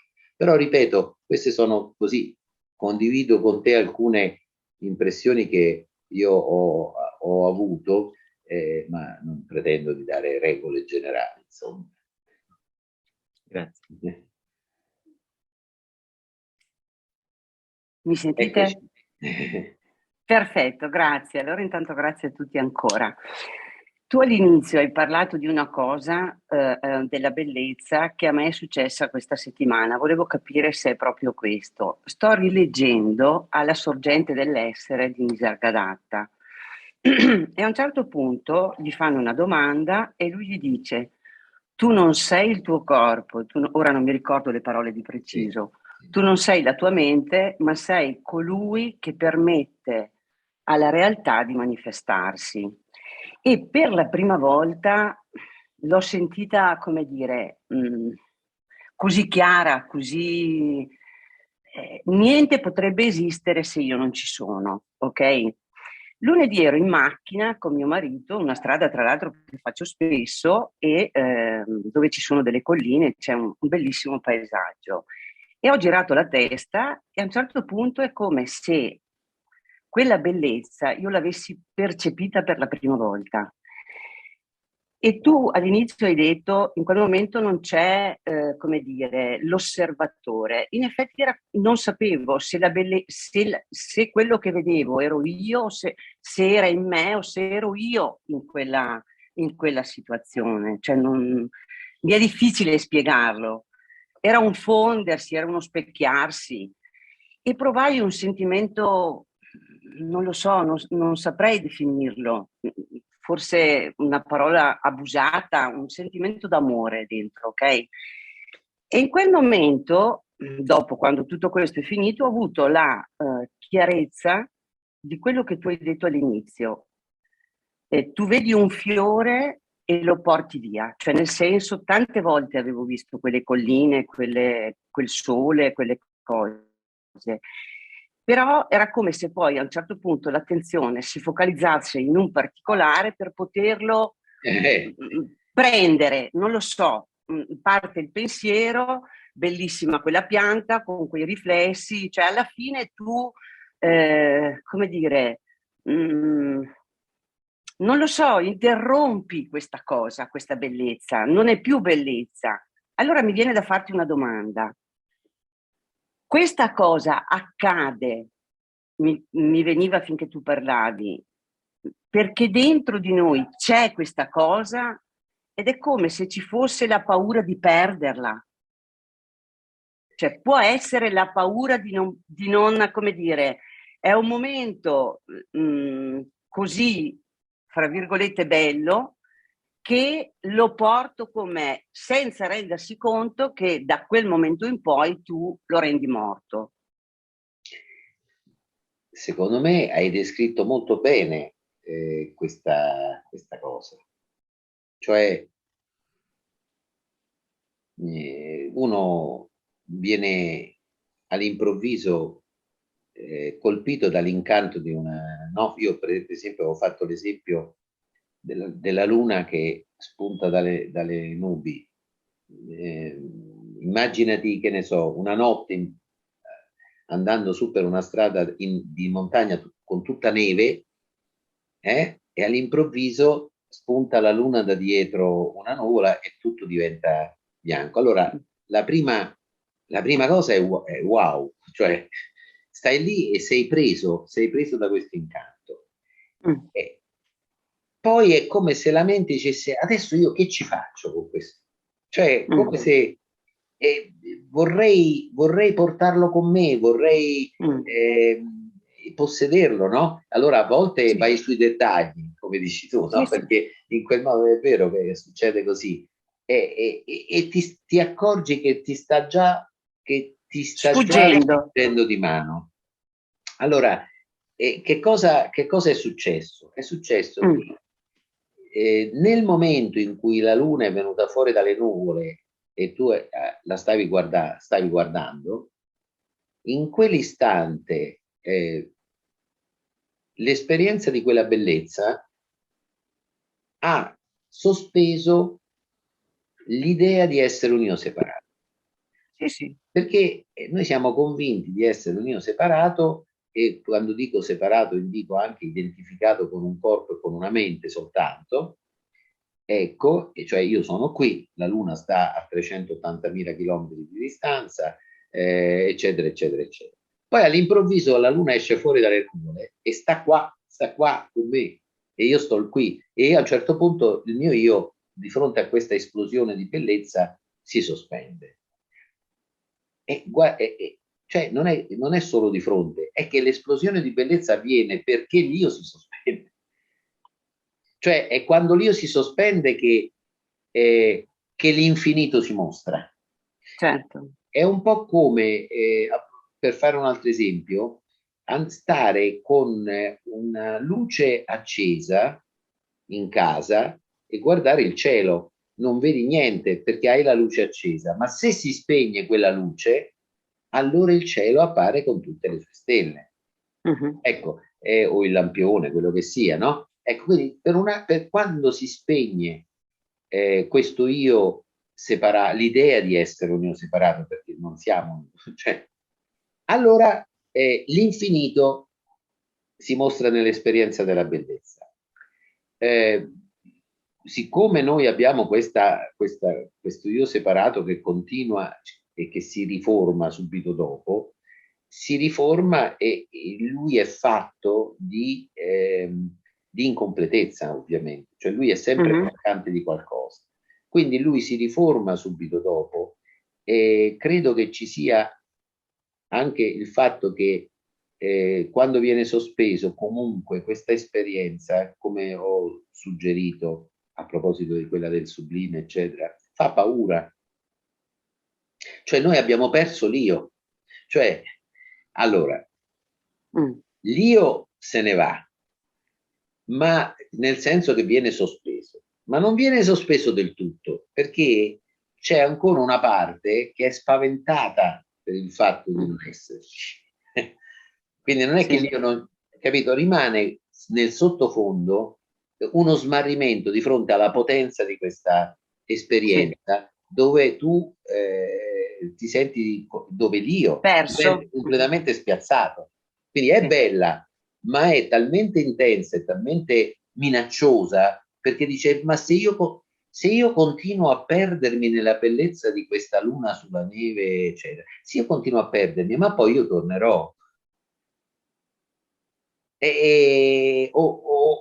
O muoio, perché è la morte dell'io, capisci? Allora, di fronte alla paura della morte dell'io, l'io torna con tutto il suo senso di mancanza e a questo punto, per colmare questa mancanza, vuole possedere in qualche modo questa bellissima cosa, ma che sia bella fino a un certo punto, però, perché altrimenti mi spazza via. Ecco, allora, naturalmente non la può afferrare perché è già cambiato tutto. E quindi la questione delle esperienze della bellezza è che nel momento che tu pensi questo tramonto è più bello di quello di ieri, ma forse è meno bello di quello di 10 anni fa, fin tanto che tu hai fatto questo pensiero, le sfumature di colore di quelle nuvole già stanno cambiando in altre, che magari sono ancora più belle, ma tu non le vedi più, perché tu ti sei attaccata a quello. E quindi il famoso attaccamento di cui parlano tante tradizioni spirituali e dicono che uno non si deve attaccare, come se fosse possibile non attaccarsi decidendolo. Chi lo decide? L'io, che è il soggetto che si attacca, no? Dice, allora non mi devo attaccare. Vabbè, capito, stiamo sempre lì. Ecco, però l'esperienza del bello, come l'esperienza dell'infinito, tu non la puoi mai afferrare o possedere. Puoi afferrare momentaneamente la forma. Abbiamo prima ho detto, l'esperienza della bellezza è vedere e sentire aprirsi all'infinito attraverso una forma finita, in questo caso la luna che esce dalle nuvole, no? Quando abbiamo fatto l'esempio. Allora, tu puoi attaccarti in parte alla forma, puoi attaccarti per esempio dando il nome luna, eccetera, puoi attaccarti se è un fiore raccogliendo il fiore e prendendo quella forma, ma non puoi prendere con quella forma l'infinito che in un istante tu hai intuito attraverso quella forma. La goccia di rugiada che stava su quel filo d'erba di cui parlavo, quando il sole sorge, all'improvviso un raggio di sole la illumina e diventa una gemma preziosa, poi subito dopo svanisce, no? Ma io se prendo quella goccia di rugiada e me la porto a casa, non è quello che succede quando la luce del sole l'ha colpita, perché lì c'è qualcosa di più vasto che in quel momento, attraverso quella goccia di rugiada, ha avuto uno splendore di bellezza. E la cosa migliore da fare è come il secondo uomo che incontra il fiore, è quella di lasciare dimenticare tutto della precedente esperienza in maniera da essere aperto alla prossima, che sarà attraverso un'altra forma, capito? Ma questo, per fare questo ci vuole una fiducia che l'io separato non può avere. È una fiducia più profonda che tutti noi abbiamo, per fortuna, ma che non è limitata come tutto ciò che produce l'io separato, perché è limitato.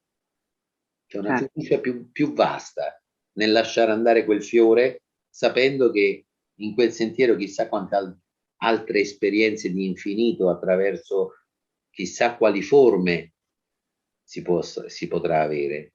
Incontrare. Mhm. Quindi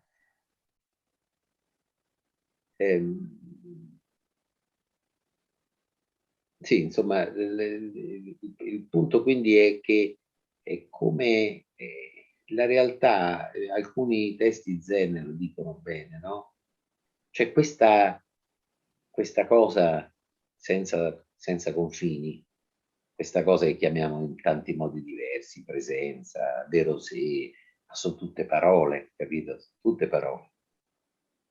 Ecco, e dicono alcuni dei testi zen, è come una mano, non la puoi afferrare e non la puoi lasciare andare, non te ne puoi liberare, non la puoi afferrare e non te ne puoi liberare.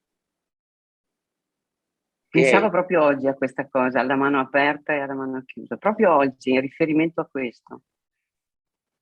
Mi era venuto proprio l'esempio della mano aperta e della mano chiusa. Che è la stessa cosa di quella frase quando Nisargadatta dice tu sei ciò che permette a tutta la realtà di apparire. Questo qualcosa che noi possiamo anche chiamare a volte coscienza o quello che vuoi, ma non lo puoi afferrare, non è un oggetto che tu puoi afferrare, è lo spazio dove è possibile che appaiano tutti gli oggetti, ma non è lui un oggetto, quindi è ciò che può conoscere tutti gli oggetti, ma non può essere conosciuto come se fosse un oggetto, come l'occhio può vedere tutto, ma non può vedere se stesso. Percepire se stesso. O perlomeno, e su questo Nisargadatta a volte è chiaro, ognuno poi dice, quando dice tu non sei questo, non sei quello, vuol dire che tu non sei soltanto questo o quello, certo, ma sei, certo. perché tutto ciò che appare in ciò che permette di apparire, no? Sei ciò che permette a tutto di apparire, ma quando questo appare non è altro che una sua manifestazione attraverso forme effimere e limitate, ma sempre quello tu incontri. Noi incontriamo sempre noi stessi, non nel senso dell'individuo. Per fortuna l'individuo incontra sempre ciò che è diverso da lui, ma noi come sé, senza confini, eccetera. Noi in tutte le forme, anche nelle più orribili, non facciamo che incontrare noi stessi. Ma ripeto, il sé incontra il sé, perché è l'unica cosa che c'è. O se preferite, si può, io ho usato la parola il sé, possiamo usare la parola, l'assoluto, la realtà. Ecco, ciò che non cambia si manifesta in ciò che cambia, per esempio. Ciò che non cambia si manifesta in ciò che cambia. Quando Shankara parlava del Brahman, no? Che è la parola che lui usa per indicare l'assoluto fondamento di tutto, c'è solo il Brahman, che è un po' come l'essere di Parmenide, c'è solo il Brahman, è l'unica cosa esistente, come lui dice quando tu hai un bracciale, un orecchino, una collana, eccetera, d'oro, l'unica cosa che c'è è l'oro. Poi l'oro prende tutte queste forme perché lui non ha una forma, non c'è una forma dell'oro. L'oro però può apparire attraverso tutte le forme. Quindi il Brahman non ha una forma percepibile, non si può percepire, dice Shankar, ma tutto quello che percepisci non è altro che il Brahman. In forme anche nel nostro acerrimo nemico, se ce ne abbiamo uno. Grazie. Bene. Ciao Mauro. Ciao carissima. Una cosa, no, la mia è in realtà è una condivisione brevissima ed è questa. Quando hai parlato di te piccolo e del temporale mi hai fatto venire in mente, io abito al mare, un motto irresistibile che avevo quando faceva temporale, per cui me ne partivo da piccola in costume col materassino perché fare il bagno col materassino col temporale era irresistibile, con il bagnino disperato che mi correva dietro nella speranza di fermarmi, ho capito dopo perché, insomma, anche perché cadono i fulmini, insomma, è pericoloso, però era veramente irresistibile, insomma. E questo mi ha richiamato alla mente, mi sono fatta la domanda mentre tu parlavi di bellezza, le esperienze di bellezza più intensa nella mia vita quali sono state. Sicuramente mi sono venuti in mente i bambini, in generale i bambini muovono meraviglia, come posso dire, hanno, almeno a me fanno questo effetto, insomma, di stupore, veramente di partecipazione alla meraviglia. Però non saprei, cioè, immagino che sia un'esperienza condivisa anche da altri. I bambini in generale, poi i bimbi piccoli in particolare, sembrano un miracolo, insomma, quindi perché in generale i bimbi ci fanno questo effetto? Penso a tanti, appunto, non solo io, che sembra, come posso dire, una partecipazione che non riesco a tradurre in termini razionali, ecco, non lo so. Non è che uno possa rispondere in maniera completa, però certamente un aspetto è che i bambini piccoli incarnano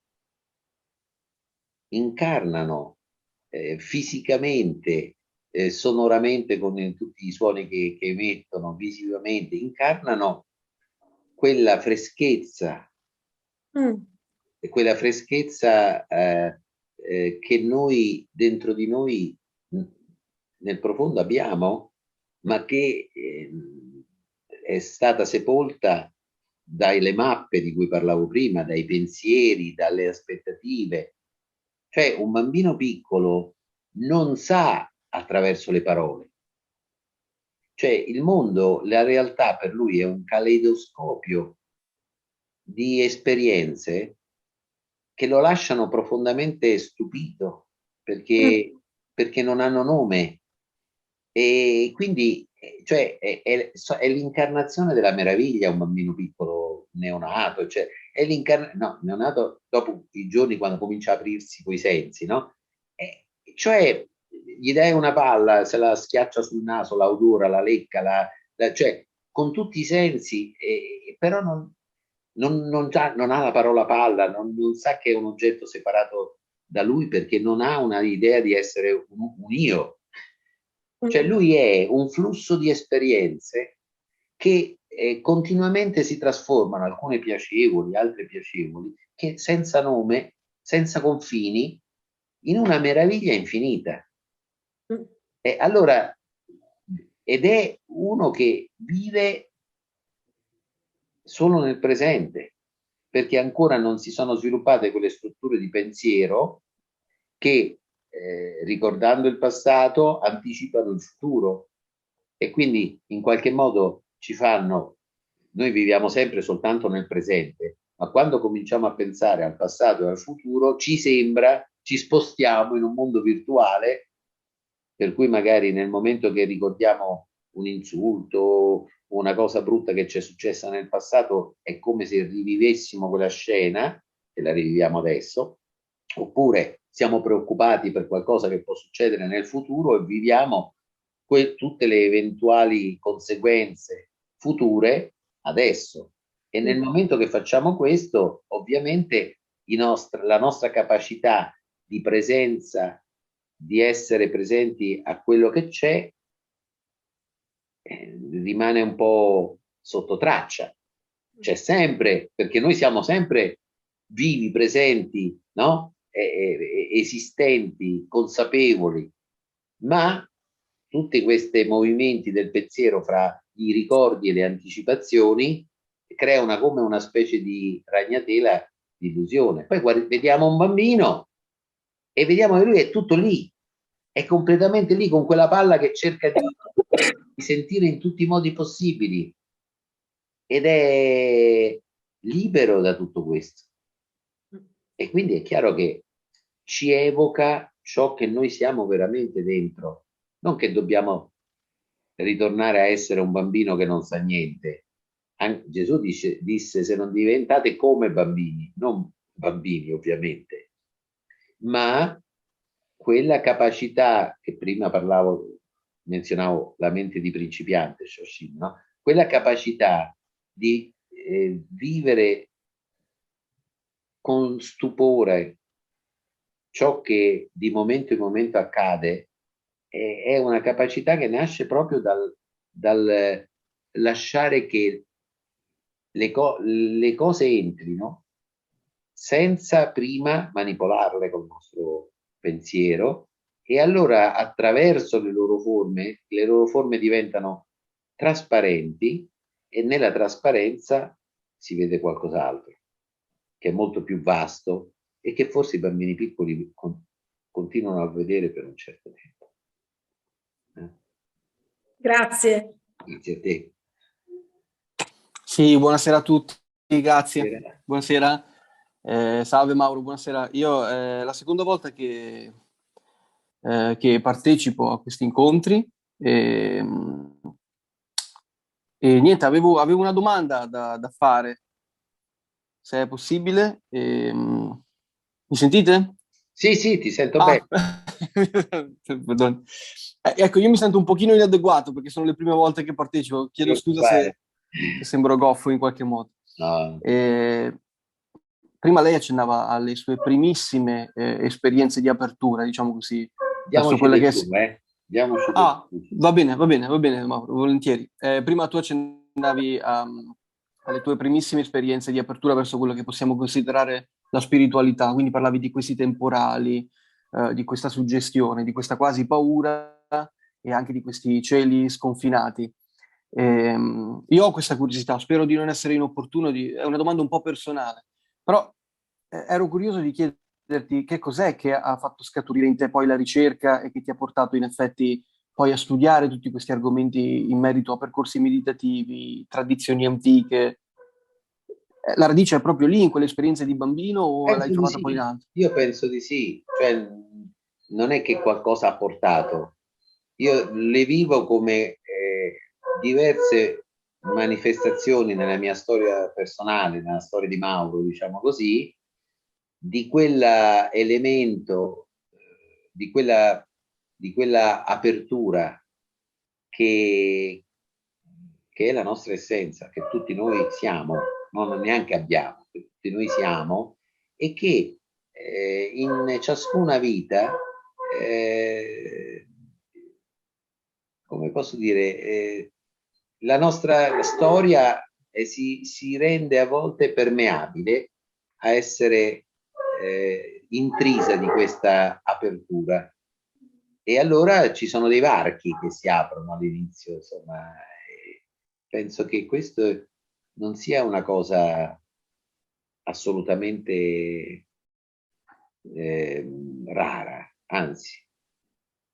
Tanti anni fa uno degli psicologi che hanno fondato la psicologia umanistica e poi la psicologia transpersonale, che si chiamava Abraham Maslow, negli Stati Uniti, fece dei questionari da distribuire alla gente, in cui c'erano delle domande che dovevano individuare se quella persona nella sua vita aveva mai avuto delle esperienze B.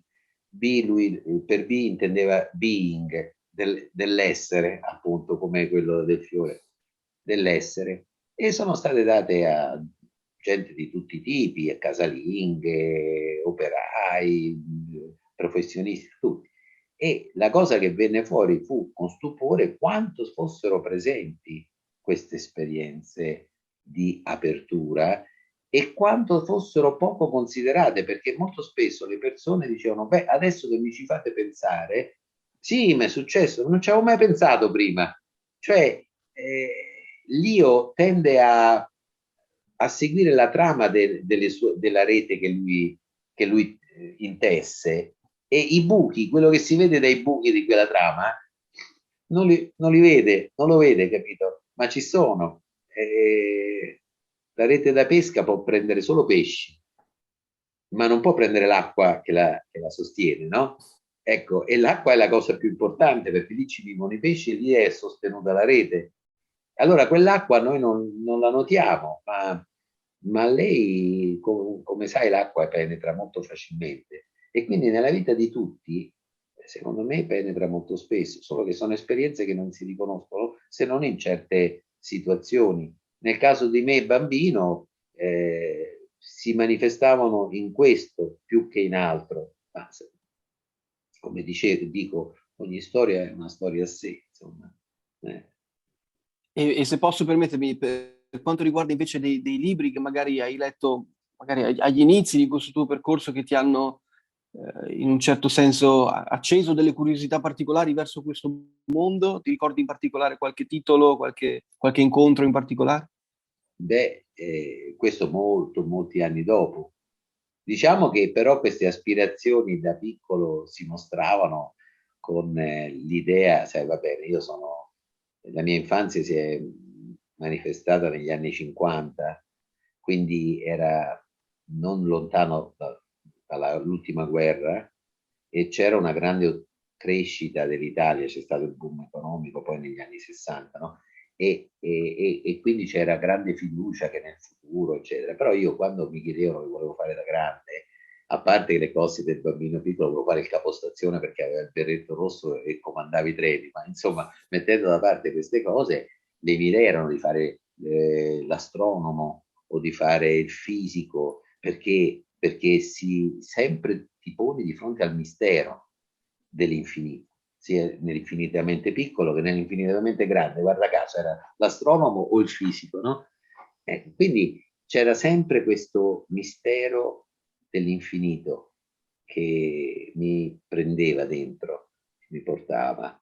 E quindi poi dopo, vabbè, cambiando, scoprendo la filosofia, eccetera, ho letto tante cose che mi hanno, insomma, fatto. Sicuramente è stato importante Krishnamurti, la lettura di Krishnamurti, l'incontro con Nisargadatta e la lettura prima di quell'incontro, sì, insomma, queste cose che però non c'è un rapporto di causa ed effetto. Questo cioè, tu mi hai chiesto una cosa della mia vita, io te le dico queste cose, ma questo è il film che si intitola La vita di Mauro. Ecco, nella vita di Mauro non è che queste cose hanno avuto una cosa causale, hanno formato una catena causale. Nella vita di Mauro queste cose sono accadute e a un certo punto è apparso molto chiaro che non c'era niente da cercare perché è già tutto qui, ed è apparso molto chiaro che tutto questo non ha niente a che fare con delle cause precedenti che lo hanno generato. Cioè che tutte queste esperienze che ho avuto, che tutte le mie idee di quello che volevo fare da grande, che tutte le letture spirituali, le pratiche meditative, gli incontri con questi cosi sono stati delle espressioni di questa apertura, ma non hanno nessun effetto causale. Cioè come posso dire, non c'è una relazione di causa-effetto. Eppure certe volte si ha la sensazione che certe cose facciano un po' rima tra di loro, soprattutto in argomenti spirituali o meditativi. Un autore ti porta un altro e poi così si innesca tutta una sorta di reazione a catena che ti fa progredire. No, questo sicuramente. Il punto però che voglio dire è che finché tu stai facendo un percorso spirituale, tu stai cercando di raggiungere qualcosa nel futuro che è già qui. Quindi sei in un trend di illusione, perché è una doppia illusione. La prima è che cerchi di raggiungere come se fosse una meta che non è qui ma è nel futuro, qualcosa che basterebbe aprire di più gli occhi e accorgersi che è già qui. Il secondo elemento illusorio è che chi è che compie questa ricerca? Un io separato, il quale magari arriva pure all'idea che deve arrivare a distruggere se stesso, cioè che l'io separato deve trascendere, ma chi lo fa se non lui? E se lui lo fa ci rimane, no? Quindi Quindi è vero che questo percorso appare come in un film, come una causa e un effetto, ma quello che c'è, e a un certo punto uno se ne accorge di quello che c'è, perché per fortuna la realtà prevale sempre sull'illusione, e quando ti accorgi di quello che c'è, ti accorgi che non ha niente a che fare con tutto quello che ha preceduto, che non è il punto di arrivo di un percorso, che era lì da sempre, e ti chiedi come mai che non te ne eri accorto prima. E quindi tutto quel percorso è stata una bella storia, un bel film, ma non ha nessun significato riguardo a questo. È un po' come quando vedi un film al computer in cui c'è una serie di concatenazioni di causa-effetto, perché c'è, che ne so, un ladro che rapina una banca e un poliziotto che gli dà la caccia, ma tutte queste concatenazioni di causa ed effetto non ha niente a che vedere con lo schermo su cui appare il film. Cioè non hanno nessun potere di determinare niente nello schermo. Tutto qua. Questo emerge molto bene dal tuo libro, Il sorriso segreto dell'essere, perché avevo proprio la sensazione, infatti ho avuto anche un pochino la fortuna di incontrare quel tuo libro in un momento in cui erano già un po' decadute certe mie illusioni o certe mie convinzioni sul fatto che l'automiglioramento mi avrebbe portato a qualcosa. Poi non è che ci credessi così tanto già dall'inizio, però è stato un ulteriore invito alla leggerezza, quello del capire che in effetti il percorso di automiglioramento spirituale a volte è una trappola, perché rinforza poi il problema iniziale, cioè che tu pensi di dover fare qualcosa, ma non devi fare nulla. E quindi è stato veramente un'ulteriore liberazione. E sono contento di averlo trovato dopo un pochino che mi ero già un po' sgrezzato, diciamo, perché all'inizio invece avevo più bisogno di inviti a complicarmi ancora di più la vita. E poi sorridevo perché pensavo che il motivo per cui sono qui a parlare con te questa sera è che io un giorno di un paio d'anni fa ho scritto Nisargadatta su YouTube ed è apparso un tuo video in cui raccontavi del suo incontro. E così che ho scoperto, perché avevo letto Io sono quello delle edizioni Ubaldini Roma, no? Editore di cui ho preso diversi titoli perché mi interessava, ero affascinato. Quindi sì, c'è tutta una rete di cose che poi si creano. Volevo chiederti questa cosa, poi non parlo più perché non voglio rubare tempo agli altri. Io avevo messo a fuoco un altro piccolo paradosso in merito a quello che può essere il percorso spirituale. A parte questo che emerge chiaramente in maniera limpida, tra l'altro, per come lo hai espresso nel tuo libro, che attraverso certe esperienze meditative, anche molto profonde, molto commoventi, non ho paura di dire anche di gioia, di commozione, proprio per la gratitudine di essere vivi. Anche prima, quando parlava una persona all'inizio, credo che si chiami Claudia, quando parlava della gratitudine, è una cosa che ho trovato molto commovente proprio mentre lo ascoltavo. Quindi questo senso di vivere la nostra vita in maniera più integrale, più vera e più completa, quindi più connessi con la realtà, però per assurdo in certi casi un po' ti divide dagli altri. Cioè, mi spiego meglio, cioè che poi queste cose qui, quando tu le devi applicare alla vita di tutti i giorni e provi a condividerle con le persone a cui tu vuoi bene, un po' fanno fatica a capirti e ti fanno sentire per assurdo un po' separato, proprio perché tu vivi in questa maniera nuova, più integrale, per assurdo ti senti un po' separato dagli altri. Non che io punti il dito contro qualcuno, va benissimo, però anche questo è un po' un paradosso che volevo sapere che cosa ne pensate.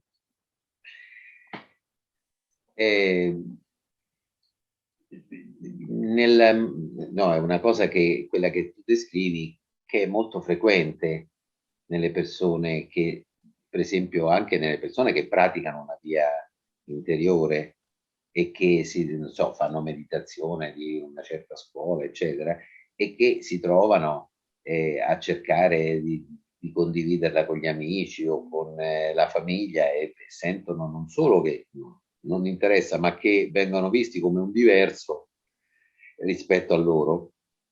Quindi, però questo tipo di difficoltà di sentirsi un po', diciamo, come hai detto tu, separati, insomma, no? Un po' soli rispetto, c'è finché ancora non si è visto che la condivisione dell'essere è inevitabile, cioè che in ogni istante noi condividiamo l'essere con tutti, perché siamo soltanto uno che si manifesta come te, come me, come quell'altro, come Hitler, come Santa Teresa di Calcutta. Cioè,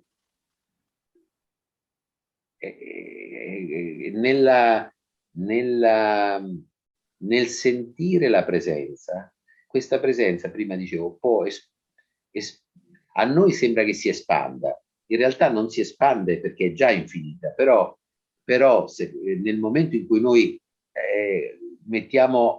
perdiamo per un momento le nostre mappe, questo avviene con una gradualità veloce ma sempre graduale, per cui noi ci sembra, è come una casa, no? Se tu butti giù i muri scopri un grande spazio, quello spazio c'era pure prima, però mano a mano che butti giù i muri ti sembra più spazioso, allora ci sembra che ci sia un'espansione e questa presenza in realtà non ha confini, quella che noi siamo.